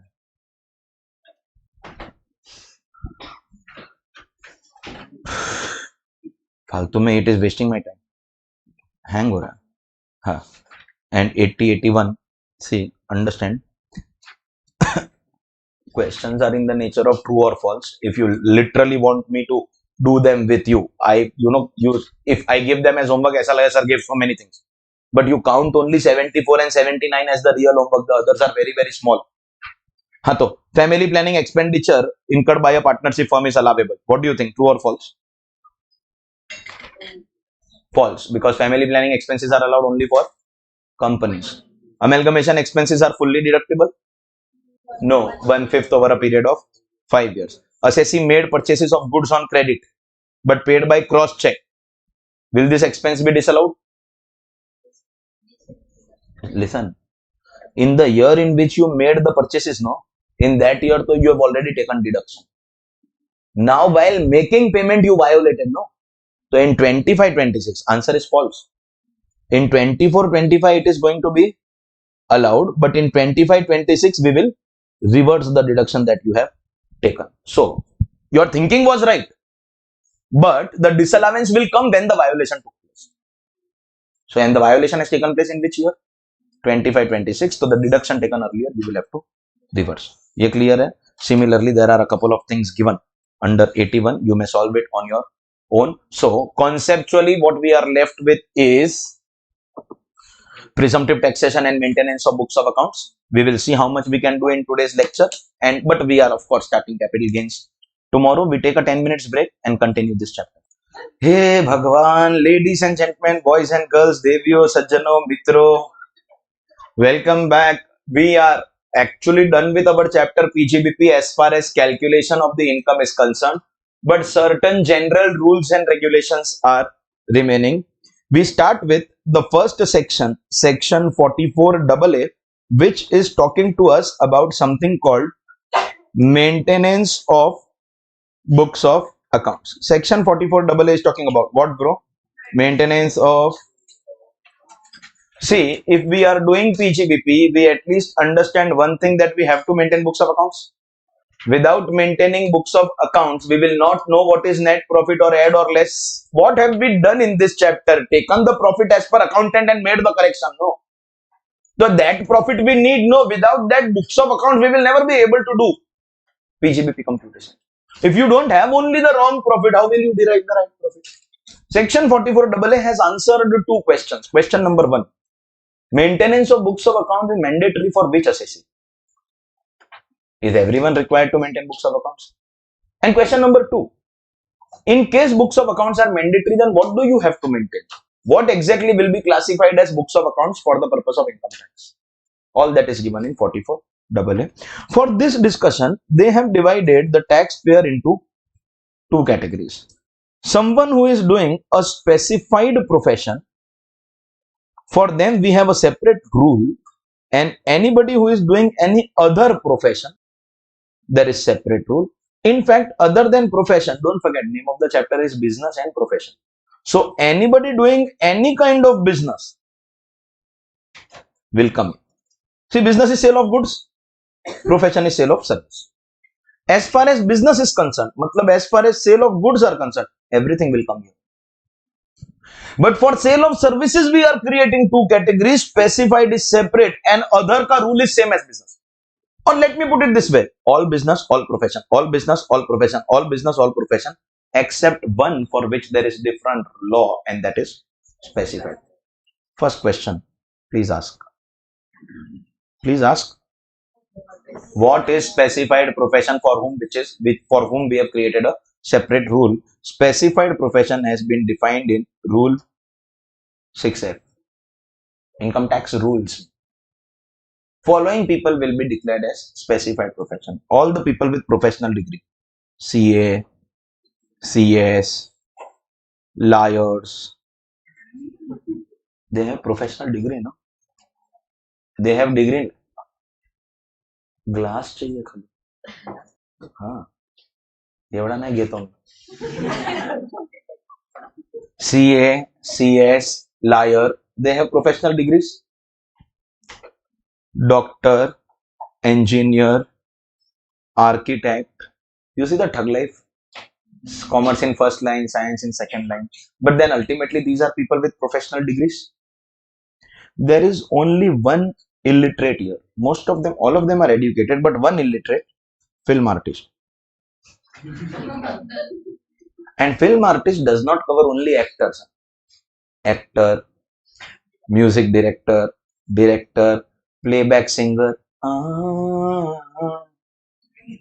action director, art director, cinematographer, screenplay writer, story writer, everything is covered. They are going to be considered as specified profession. For them, the rule is given here. We'll learn their rule, of course. And then everyone else, do you understand? Non-specified profession. Barber. What do you call it? Hajam. अरे barber. क्या? Good job. Which language is that? Arabic? Gujarati में? What do you call him? Gob. I'm getting stuck by saying it. What do you call them in Malayalam? Hair cutters. Malayalam में barber only. So simple language. The people from Tamil Nadu, they call them Mudi Vetravan. Or too complicated. Forget it. Barber is providing services without professional degree. Other profession. Taxi driver, not your employee, giving you services without professional degree, will come. Bro, providing you services like telecom, D2H, etc., Airtel, Tata Sky. Nilesh. गरम करने का था पानी. Medium नहीं ऐसा वो कुछ लगना चाहिए. गला बहुत दुख रहा है, नहीं तो लेक्चर कैंसिल करना पड़ेगा. हाँ. Taxi driver will come here. Hello. Barber will come here. Your D2H service provider, they are all other profession. Non-degree holders will all come here. And businesses, you sell hairpin, you sell aeroplane, all goods will come here. That means all business, all profession will come on the right side. Only specified profession, professionally qualified people will be covered on the left side. Obviously, the rules are separate. We will learn them one at a time. So till the time we are doing this side of the chart, at least in your mind you are clear. We are discussing specified profession. At least that part is clear. Rules for specified profession. You have to go and see the last 3 years turnover for specified profession. For a CA, CS, lawyer, doctor, engineer, architect, you have to go and check the turnover of last 3 years. You have brain, little brain, that when your previous year starts, at that time you have to decide whether books of accounts have to be maintained or not. You can't be deciding year or year. What, you have a time limit, you have a time machine that you can go back in time, right? Means the decision of books of account has to be taken here. So current year turnover figure is not available only, no. You will be having turnover of past. So for current year, you will check the last 3 years, which is your exam year. Am I supposed to maintain books of accounts in 24-25? I don't have turnover of 24-25. I am going to check turnover of last 3 years. Which are the last 3 years? Arey bol. 23-24, 22-23. We will check turnover of the last 3 years. Do you understand?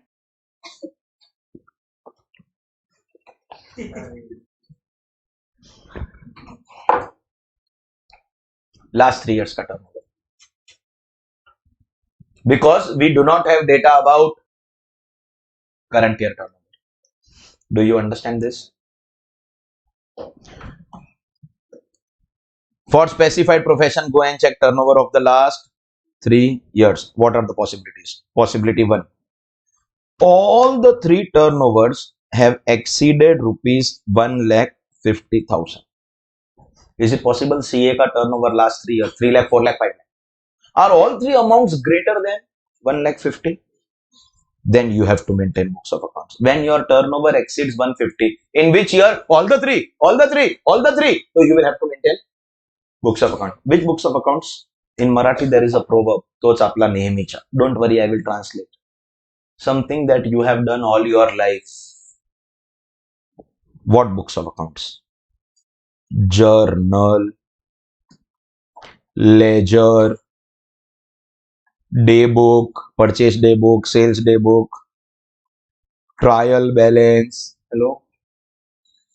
You heard these terms in your life before? Cash book, if you say so. You will have to maintain your original expense bill. Expenses are something of which you want deduction, you want tax benefit, maintain the bills. This will also teach you one more thing for practical life, such an important thing, that whenever we buy something, why we take bill from the shop? Because tomorrow we have to take this deduction. And for taking deduction, we need evidence. And thus you maintain your original expense bills. However, you will maintain duplicate serially numbered sales bill. Sir, why this partiality? Why sales bill will be duplicate? Sir, where will the original sales bill go? Customer, it is original expense bill for him. No. Now you understand why shopkeepers have carbon paper in their bill book. They make the bill. The original copy they tear and give it to you because you are the customer. You have to keep the original. And that carbon copy of the bill, they keep with them. Duplicate sales bill. You understand? And if you are doctor, one extra rule only for Dr. Saab. Dr. Saab will have to maintain something called case papers. You know, all the doctors have records of what medicine they have prescribed you last time. And you will have to maintain medicine stock register. In other parts of the country, the rule is not like that. Doctors actually don't maintain medicine stock. Whatever is the line of treatment, they recommend, prescribe some medicine. But in Mumbai, I can talk about Mumbai with confidence that most of these family physicians, family doctors maintain in-house stock of medicines. Those orange, green, the pink color heart-shaped medicines also are available with these family doctors. They give you 4 tablets thrice a day and they charge you on the basis of number of days, 1 day medicine, 2 day medicine. Mumbai doctors maintain in-house medicines. So they have to keep stock. How much they purchase, whom they give how much, what is the balance stock. They have to keep those records. If your turnover exceeds 1,50,000, when all the 3 years, then these books have to be maintained. Compulsory books of accounts. We are doing specified profession. Right side, other profession and business, we will come later. CA, CS, lawyer, doctor, engineer, architect, check last 3 years turnover. And anyone is also less than limit, you won't come. This will apply only when all 3 are more than the limit. Do you understand the category first? All the 3 amounts of turnover exceed 1,50,000. If you have really understood, someone help me with this part. All less than 1,50,000. Rubbish. Believe me, CA students make such mistakes. All more than 1,50,000 is one category. So what is other category? All less than 1,50,000. Then where will one more, one less go? So all less can't be the category. You have any better answer than give? If you have any better answer than give.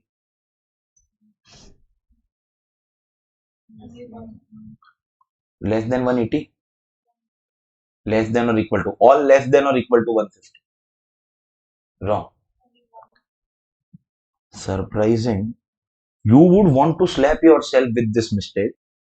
Don't you think any one also less than or equal to 150 should come here? What are you trying to say? Last 3 years ka turnover 3 lakh, 4 lakh, 5 lakh. So we come here. So to come here, what should it be? 80,000, 90,000, 1 lakh. All has to be less. So what if 1 year it was 1 lakh and 2 years it was 4 lakh and 5 lakh? That also will come here only. If it is all more, so it can't be all less. It has to be any one less. You see, what is the rule for this category that I can teach?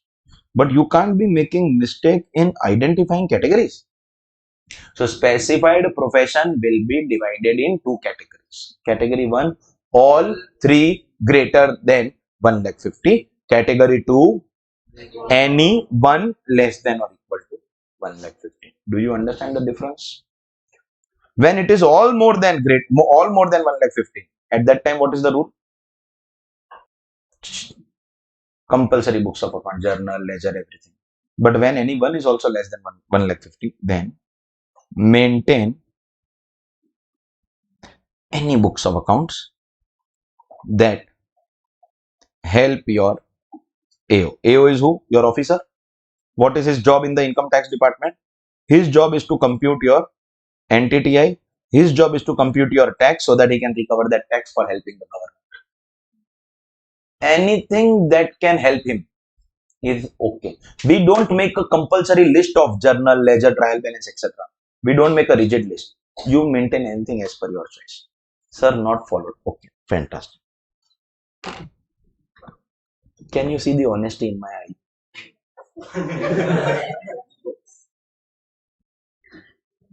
I am a chartered accountant.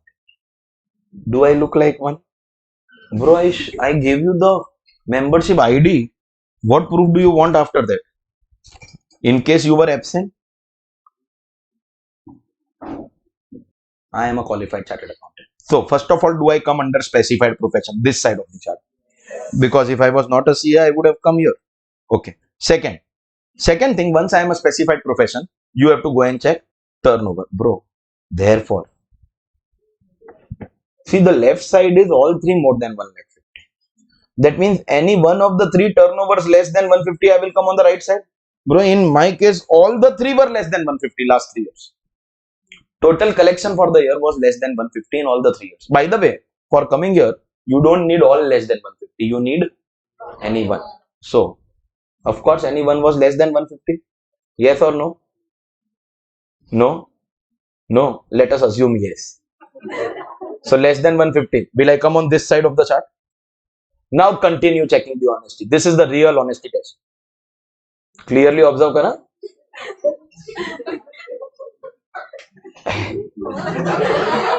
Every rupee that I transact in,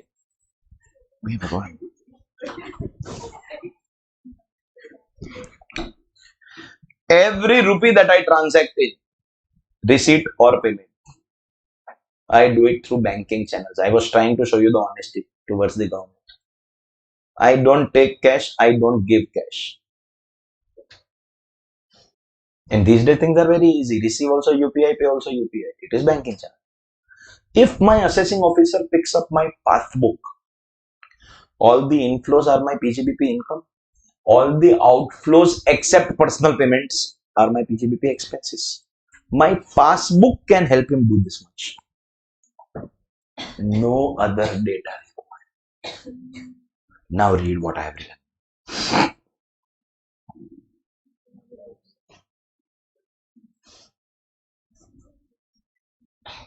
Anything that helps him to do what? To compute the NTTI and tax. Anything that helps the assessing officer to compute your NTTI and tax. Are you understood, bro? Anything that helps your assessing officer to compute your NTTI and tax. Even if it's a passbook. Supposingly you do slight little bit cash dealing, so you must have maintained some petty cash account. Give that also with your passbook. Anything is fine.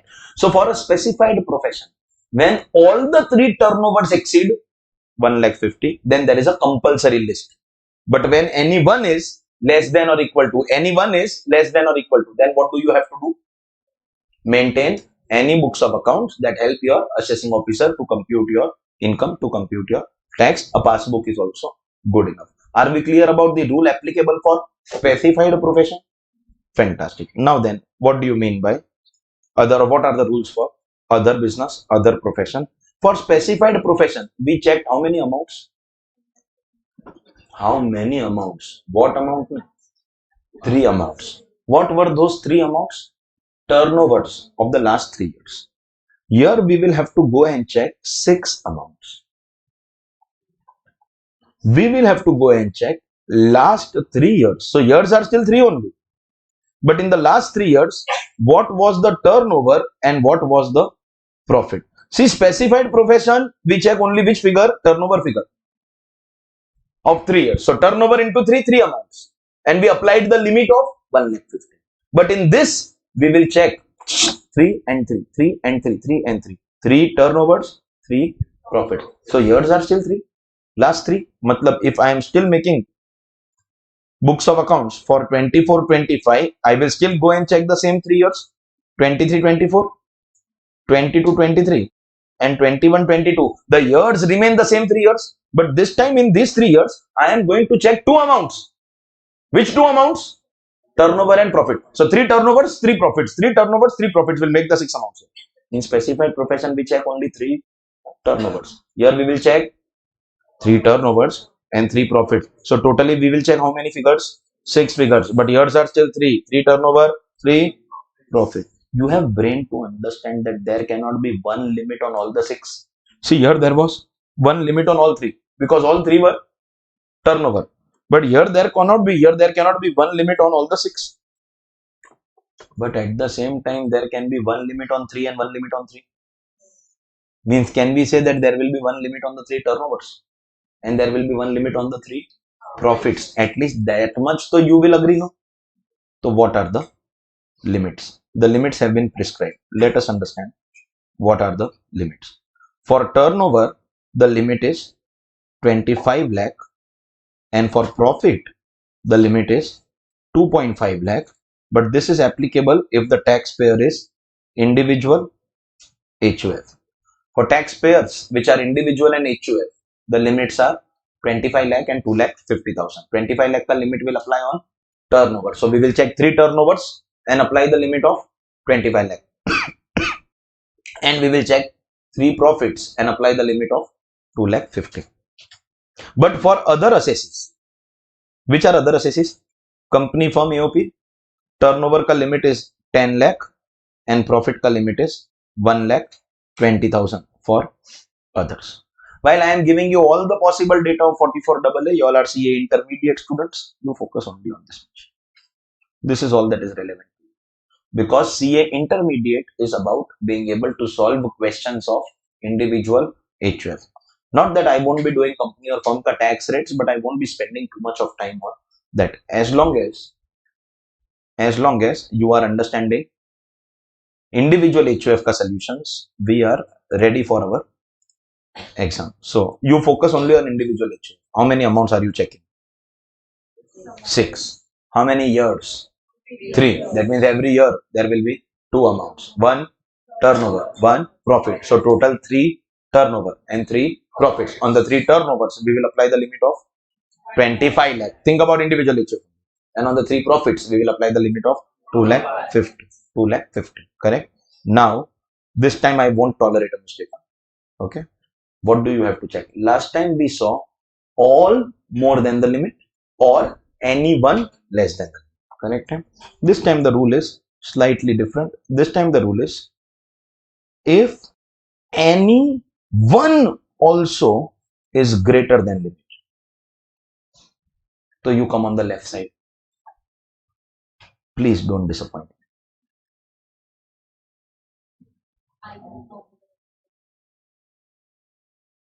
Kya? Either profit or either say the full thing or don't say half.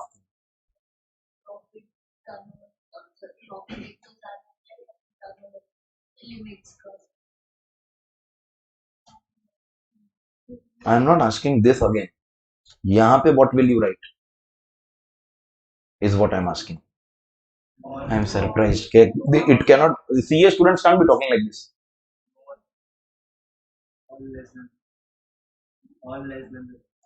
Almost correct. Slight mistake. All less than or equal to the. How can you say anyone when here I have already written anyone? So how can that also be anyone? Matlab same people will come in both group. No. See, certain level of mistake is tolerable and certain level of mistake cannot be tolerated. Understand the difference. Means what is this category? Think about it. Last 3 years ka turnover 20 lakh, 22 lakh, 24 lakh. All within the limit. Last 3 years ka profit 2.2 lakh, 2.4 lakh, 2.6 lakh. I checked 6 amounts, no? 3 turnovers. Are all of them within the limit? 3 profits. Any one also more than limit, then I come. Means who can come? Who can be a case like this? 20, 22, 24 is your turnover and 2.2 and 2.4 is your profit. Are all of them less than or equal to limit? Then you will come. So in the specified profession, slightly confusing. The rule is all more, any one less. All more, any one less. But for others, the rule is any one more, all less. Any one more, all less. Is the difference understood? Hello. Any one more than the limit is the first category. So what is the second category going to be? All less than or equal to limit.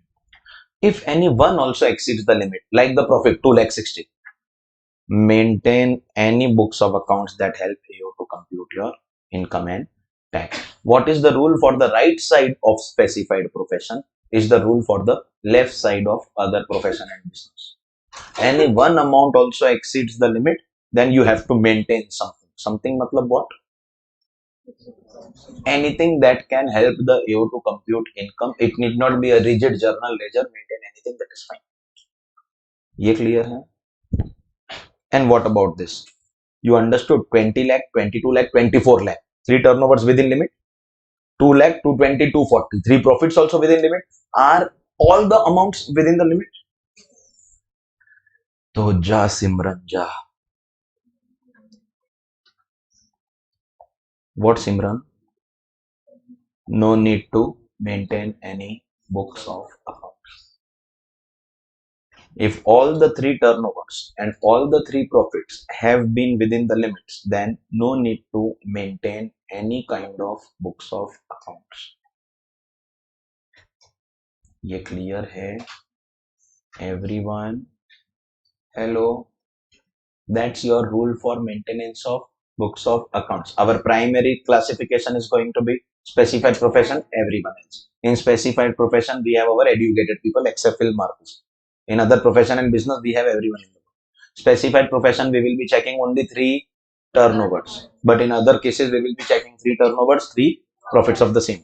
Specified profession, we will apply limit of 1,50,000. Only turnovers, only 1. Others, may we will apply limit of 25 lakh on the 3 turnovers and 2,50,000 on the 3 profits. Ignore the non-individual HF part. Specified profession mein we see all more than list of books, any one less than any books. And other cases we see any one more than any books, all less than nothing. You understood? That's your rule for maintenance of books of accounts. Next. Section 44A-B. Save this section for future, bro. You never know, this can probably be your future. This is that section on which a generation of chartered accountants have made their whole career. If you want to have a practice firm, successful practice firm, you don't need to know everything in the law. One section ka expert you become and you can have a career out of it.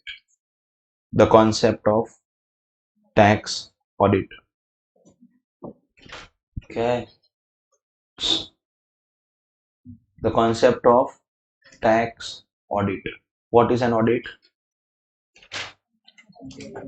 Finding mistakes. Abhi ho gaya? नहीं. But the first lecture, what is an audit? Independent examination of books of. For what purpose? Opinion. Here you will form your opinion about tax compliance. Income tax is a vast law, never ending law. If you are thinking, sir, we have studied so much, so when will it get over? This is like a roast. It never gets over. Never ending, never ending. And what if I tell you that what you are studying at inter and what you have studied till now is half of inter, and the inter syllabus is half of final, and the final syllabus of income tax is only a drop of the ocean called direct taxes in real life. Only a drop from that ocean is kept in CA syllabus. You don't have to be an expert on the entire law. You know section 44AB properly, you can make career. Because of such a vast law, so many rules and regulations given. Only PGBP says cash expense more than 10,000. Related parties, whether you paid excess. Certain payments are outstanding on balance sheet date but paid before due date, then 43B it will be allowed, otherwise disallowed. Personal expenses debited to profit and loss account. Whether your depreciation calculation is as per block or not as per block. Is your PGBP calculation correct or not? God can't go everywhere, so he created mothers. Of course, for the younger one. है ना? Us moment. Income tax का AO cannot go everywhere, and therefore this task to check whether taxpayers of my country are following all the rules of PGBP or no, this will be done by none other than bloody hell, none other than a CA. You don't have to be police, huh? So I'm like, sir, CA plus cop. Sir, I have to do IPS also. Yeah, all that. No, no, no. This is COP, Certificate of Practice, for those who are not. Because your generation does not know anything, I will have to tell you. CA ka degree you will get by passing your CA final, clearing your ITOC and all those things. You know, once upon a time, that GMCS ka course used to be after CA final exam. If you don't do that GMCS ka course, you won't get membership number even if you have cleared final exam. So there are a lot of students who have successful family businesses. They clear CA final exam and they join the family business. They don't apply for membership because they don't want to waste 15 days in GMCS. I have got hundreds of students who have cleared CA final exam but don't have membership number because they did not complete that GMCS course. The institute realized that lot of people become CAs but don't complete that course. They don't want membership number. By the way, if you don't have membership number, you are not a CA even after passing CA. But institute was losing fees of GMCS course. So they changed the system. They said, if you don't do GMCS, you can't give CA final. So now you have to compulsory do it. You have to pay them. So you finish all your courses, your GMCS, etc. You finish your articleship. You finish CA final exams. After that, you will fill a form. I beg to apply for membership of this honorable institute. So after doing all this, also a beggar only. You beg. You apply for membership. Some days later, you will get a letter. Congratulations, you have been admitted as a member of this institute. Your membership number is dash. I just showed you my membership number. Your WRO, SRO, ERO number, they are temporary numbers. Membership number will be permanent. You have to keep paying membership fees annually, of course. When you fill that membership form will give you an option. I am applying for membership with COP or without COP. If you choose membership with COP, then only you are allowed to do audit. When you will learn statutory audit, company audit in audit ka syllabus, at that time also it will come in your syllabus that you can do audit, you can sign balance sheet only if you have applied for certificate of practice. If you choose membership without a COP, then you are not allowed to sign balance sheets. Now the question is, sir, so for which COP I have to do some extra study? No extra study. Same study, everything same. Just two things. One, if you choose which COP, every year you have to pay more fees. Membership fees plus COP fees. So these people have only membership fees. The reaction is, sir, so obviously I am a CA and I want to do my practice, so I will pay that. No. COP will come with a problem. If you take COP, listen to this rule of ICAI as per Chartered Accountants Act. You are not allowed to go for job in industry. You are allowed to do job only in CA form. Industry job, not allowed. Teaching profession, not allowed. Family business, not allowed. Politics mein you want to go, not allowed. Government mein you want to go. See, after becoming CA, we can go and become judge in any of the tribunals. Indirect tax tribunal. We can go and become member of CBDT if we pass that government exam. If you have COP, not allowed. So all those CAs who are not practicing have to be this. When I became CA, I filled the form with COP. So I had membership certificate, certificate of practice. So I had the right to sign balance sheets. But then institute came with an announcement that CAs who are practicing will be allowed to do part-time teaching on the condition that they are not doing any marketing of their teaching classes. No pamphlet, no marketing, nothing will be allowed. Bro, everyone needs marketing. And that also part-time I can't do. This is my full-time profession. I had to surrender my COP and become this member since that day. Last 5 years. I'm still a CA. I have my membership certificate. I have my membership number, membership ID. Every year I'm paying membership fees. Those who don't take membership, they can't call themselves CA. Non-member cannot call himself CA. I am CA, but I'm not allowed to sign balance sheets. I can do corporate job. I can do teaching. I can join politics. I can do everything, but I can't practice as a CA. No problem. Ma'am has COP, we manage. Ma'am has COP, we manage. Which is why I give an unnecessary suggestion to all the CA students that if you want to explore more options after becoming CA, not just confine yourself to CA practice, make sure that your spouse is also CA. The benefit of that is one of you all will have COP, other won't have COP. So you can explore practice work with other work. Because if you are only one CA, so you'll be confused. With COP, you can't do everything else. Everything else is prohibited. And without COP, you have more options. But then any practice work you won't be able to do because signing is not allowed. So today, with me, all of you all, raise your hand and take an oath. Under all circumstances, come on. I will marry a chartered accountant only. Only the boys have done it.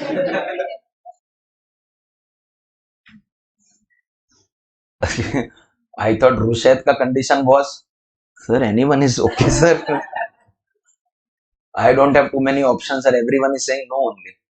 And those who did not participate, of course, you probably already have someone in mind, and therefore, unfortunately, that person may not be in the CA ka field or CA ka background. So therefore, you could not take the oath. You clearly said no, no, no, no, no. See, I'll give you two options here. Option one, convince that guy to enter the CA profession. And making CA is my guarantee. One-to-one mentorship in commerce. Just fill the form on my website. Option two, leave that guy. There are so many better options. Believe me, today, if you don't marry a CA, 10 years later, you will regret. This is temporary attraction, but lifetime you will be safe if you are with CA. Because more options. One with COP, one without COP. So one can explore more professions. And at the same time, if you get any practice-related work, the other is with COP. When I was supposed to get married, my family asked me for choice. I said I have only two conditions for saying yes for a marriage.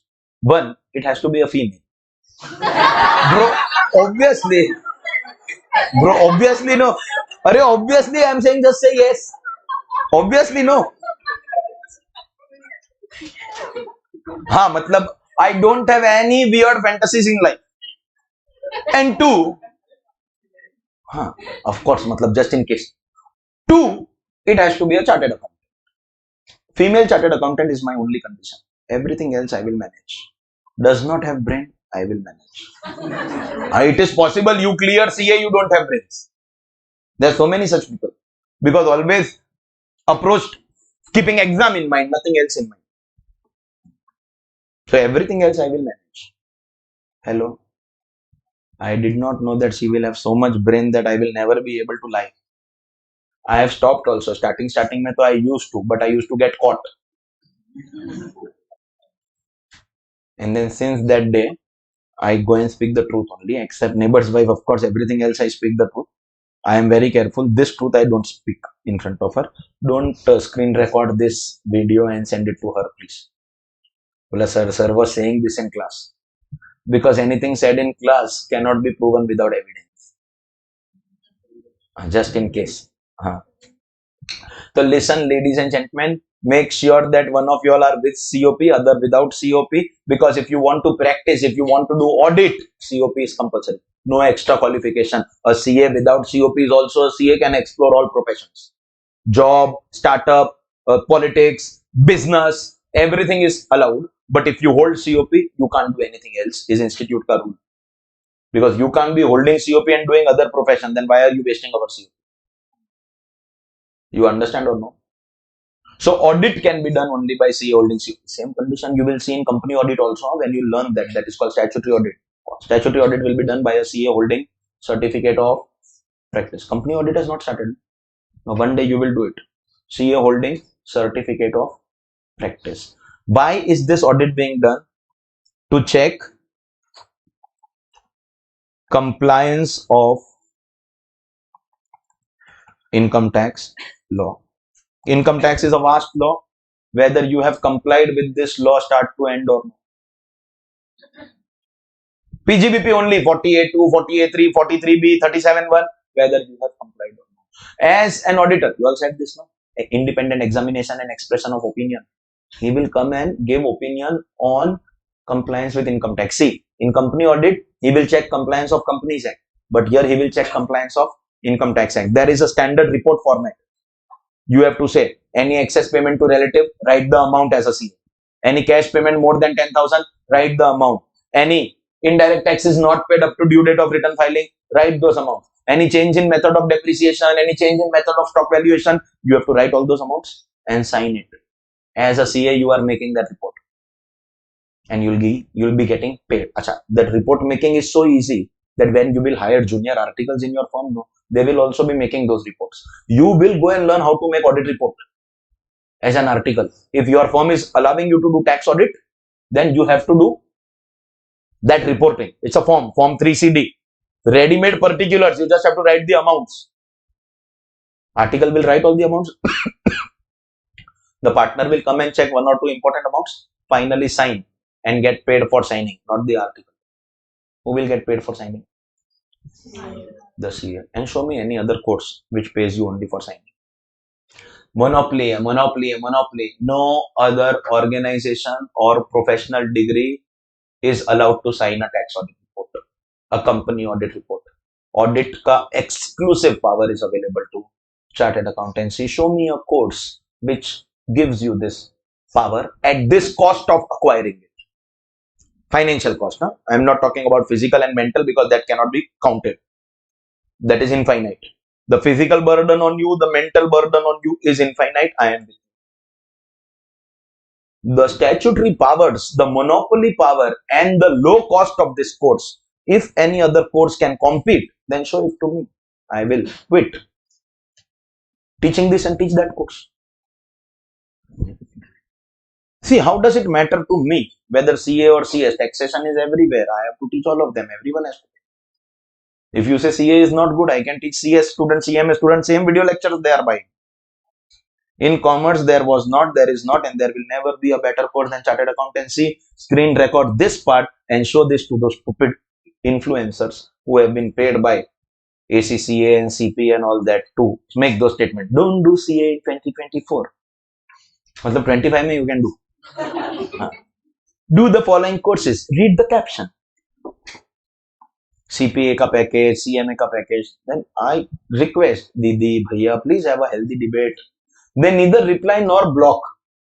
See, if they block, they know that I will screenshot it and then everyone will come to know that they don't have argument. Don't reply. They are playing that game. Om ignora nama. They are ignoring. It is your duty. See, I can't be nasty. Some of my students reply, हाँ तेरे से नहीं हुआ ना, हाँ बोलना you failed again and again, therefore don't do CA. हाँ, some reply तेरी औकात नहीं. But I can't be so disrespectful, whether male or female. Publicly, I can't be disrespectful. I can show you the dark reality of some of my competitors in the classroom because you and me can relate to each other. Some of them are paying YouTube, your social media for garnering those followers to show their image. I can discuss this only in private with my students. I don't go around outside this classroom telling people that my competitors are buying followers. In fact, I never claim that I will never do it because if that is the requirement of surviving in the profession, I will also do it. Even if I have not done as yet. But if that is the criteria, I will do it. I will never criticize any competitor outside.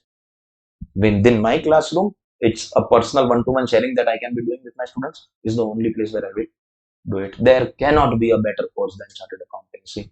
Open challenge to any influencer to come and sit with me in front of your audience who support you. Let your audience decide who is making more sense. Two questions you have to ask those influencers, bro. They will not have answer, even when they know the question in advance. Cost of the other courses that you are recommending. And do you get paid for signing in those other courses? Let these questions also go to them in advance. And when you are ready with the answer, come and sit. We will talk at that time. Before you compare, you criticize or you diss the CA course that, hey Bhagwan, Jindagi Jand, I agree.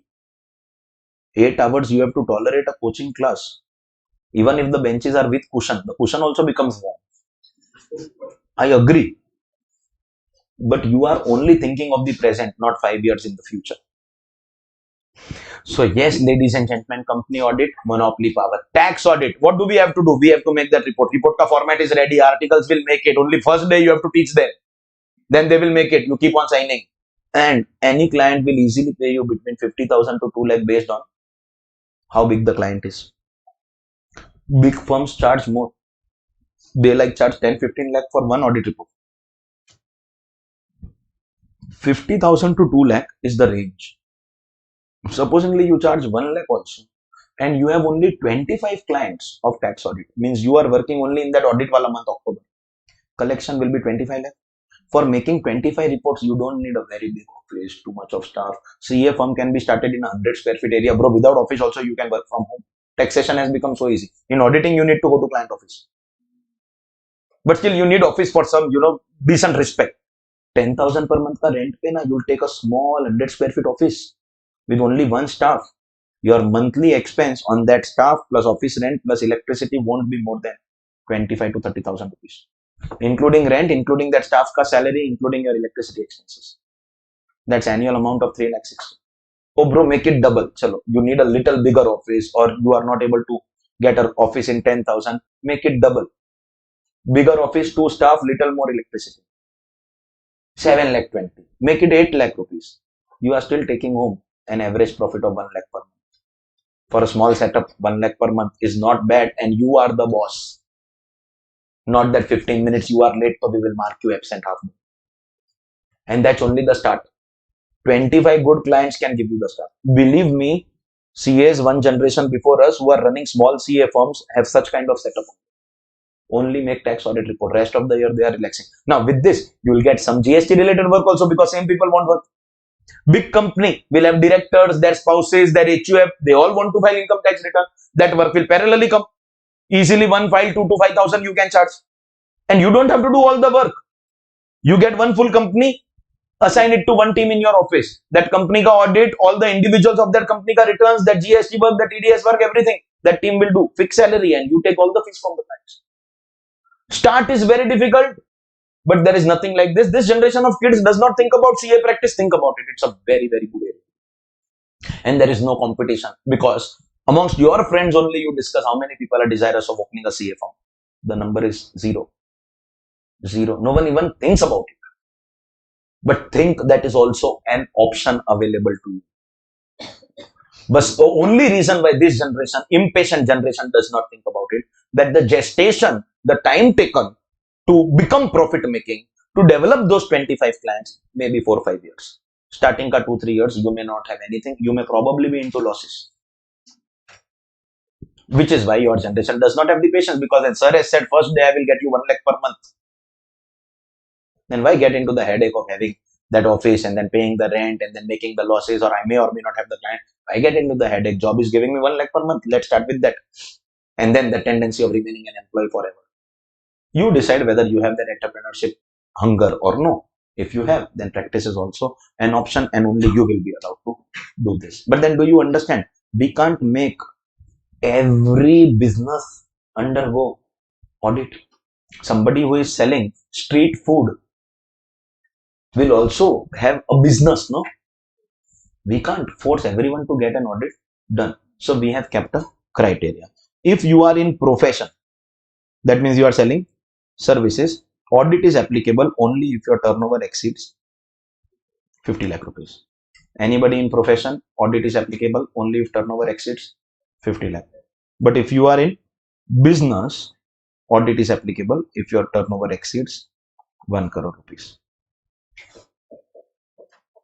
If you are selling goods, then you have to do tax audit only if turnover exceeds 1 crore. But in services, it is 50 lakh. Profession is very easy. It gets over in one line. But business, there is one more extra condition. Over the last few years, our government is pressurizing us to become cashless. So government has brought an incentive to become cashless. If your, observe carefully, receipts in cash do not exceed will cover less than as well as equal to 5% of your total receipts. Means, can I say you are not taking more than 5% in cash? And means cumulative condition. Your payments in cash does not exceed 5% of total payment. Means your overall activity is within 5%. It's it. Detailing is equal to also allowed. Yes. Receipt has to be within 5 or payment. Both have to be within 5. And observe one more thing. We are talking about receipts and payments, not purchase and sales. That means what are we going to check? Understand that also. If I am making a cash book debit side will be my receipts. I will have cash, bank and total. And credit side will be my payments. Cash, bank and total. If this total is 100, can I say this is total receipts and this is total payments? This should be maximum 5. Is equal to allowed? Equal to 5 is allowed. And this should be maximum 5. Receipts and payments both should be within 5%. Equal to 5 is allowed. Both have to be within the limit. And third, listen, here it will be sales, receipts from debtors for past sales, sale of any asset, any loan received, any other income like interest, dividend received. Likewise, all payments, payment to creditor, payment for cash purchases, purchase of any fixed asset, any loan given. We are not talking about sales purchases. Observe the words here. Receipts and payment. Observe the word here. Cash receipt should not be more than 5% and cash payment should not be more than 5%. Observe carefully. Not purchase sale but receipts and payments. First thing. Second thing, receipts or payments, what has to be within 5%? Both. Third thing, equal to 5% of both sides allowed, but both have to be less than or equal to 5. In this, if the check is not an account pay check, so we have a discussion on this today itself, it will be considered as cash. So if I have a non-account pay check, I will write it here only. That total has to be within 5%. In such a case, tax audit will apply if your turnover exceeds. For business, listen, profession was over in one line. Whatever we are doing for cashless economy, we are only focusing on business. For profession, what is the rule? After 50 lakh. For business, after 1 crore. But if you're willing to go cashless. Cashless does not mean full cashless. We are allowing 5%. On receipt side or payment side, both. Equal to 5 also, no problem. Tax audit will apply if your turnover exceeds 10 crore. We directly give you threshold of 10 crore. No need to call CA for doing detailed checking because CA will come and do checking. Everything will be revealed by him to the government. Plus, we have to pay him for telling our secrets to the government. If you are ready to go cashless, we will not have tax audit on you up to turnover of 10 crore. So all this chaos is unaffected as far as profession is concerned. There is only one answer. For profession, tax audit is applicable when turnover exceeds 50 lakh. For business, tax audit is applicable. First answer, 1 crore. But if receipts or payments, both are less than or equal to anything, receipts and payments both within 5%, then we enhance the limit from 1 crore to 10 crore and non-account pay will be included in that 5%. Understood? If you cross 50 lakh or 1 crore, 10 crore is applicable in business or profession, then you have to call CA and get your books of accounts audited. That will be called compliance of tax audit criteria. Only CA holding COP. No one else, bro. No one else has this power. Is that clear, everyone? ladies and gentlemen. With this, only the presumptive taxation part is going to be remaining. We will talk about presumptive taxation. In fact, I must tell you that anybody going for presumptive taxation, tax audit is not applicable irrespective of turnover. Supposingly your turnover crosses also no 50 lakh or 1 crore, you don't have tax audit. But what is presumptive taxation? Only when you understand that, you will know the reason behind the immunity. Chapter is over. Little presumptive taxation ka 3 sections hai only that is left, and those small questions. But please make sure that the questions which I have given you 64, 65, okay, but mainly 74 and 79 your real test. Please make sure you solve them tomorrow itself. Tomorrow is that day where you should be starting PGBP from additional question bank. Today is your last day to finish salary ka questions. Clear hai? Any doubts? So we continue and complete PGBP tomorrow and start capital gains. Have a nice day. Thank you very much. Bye bye.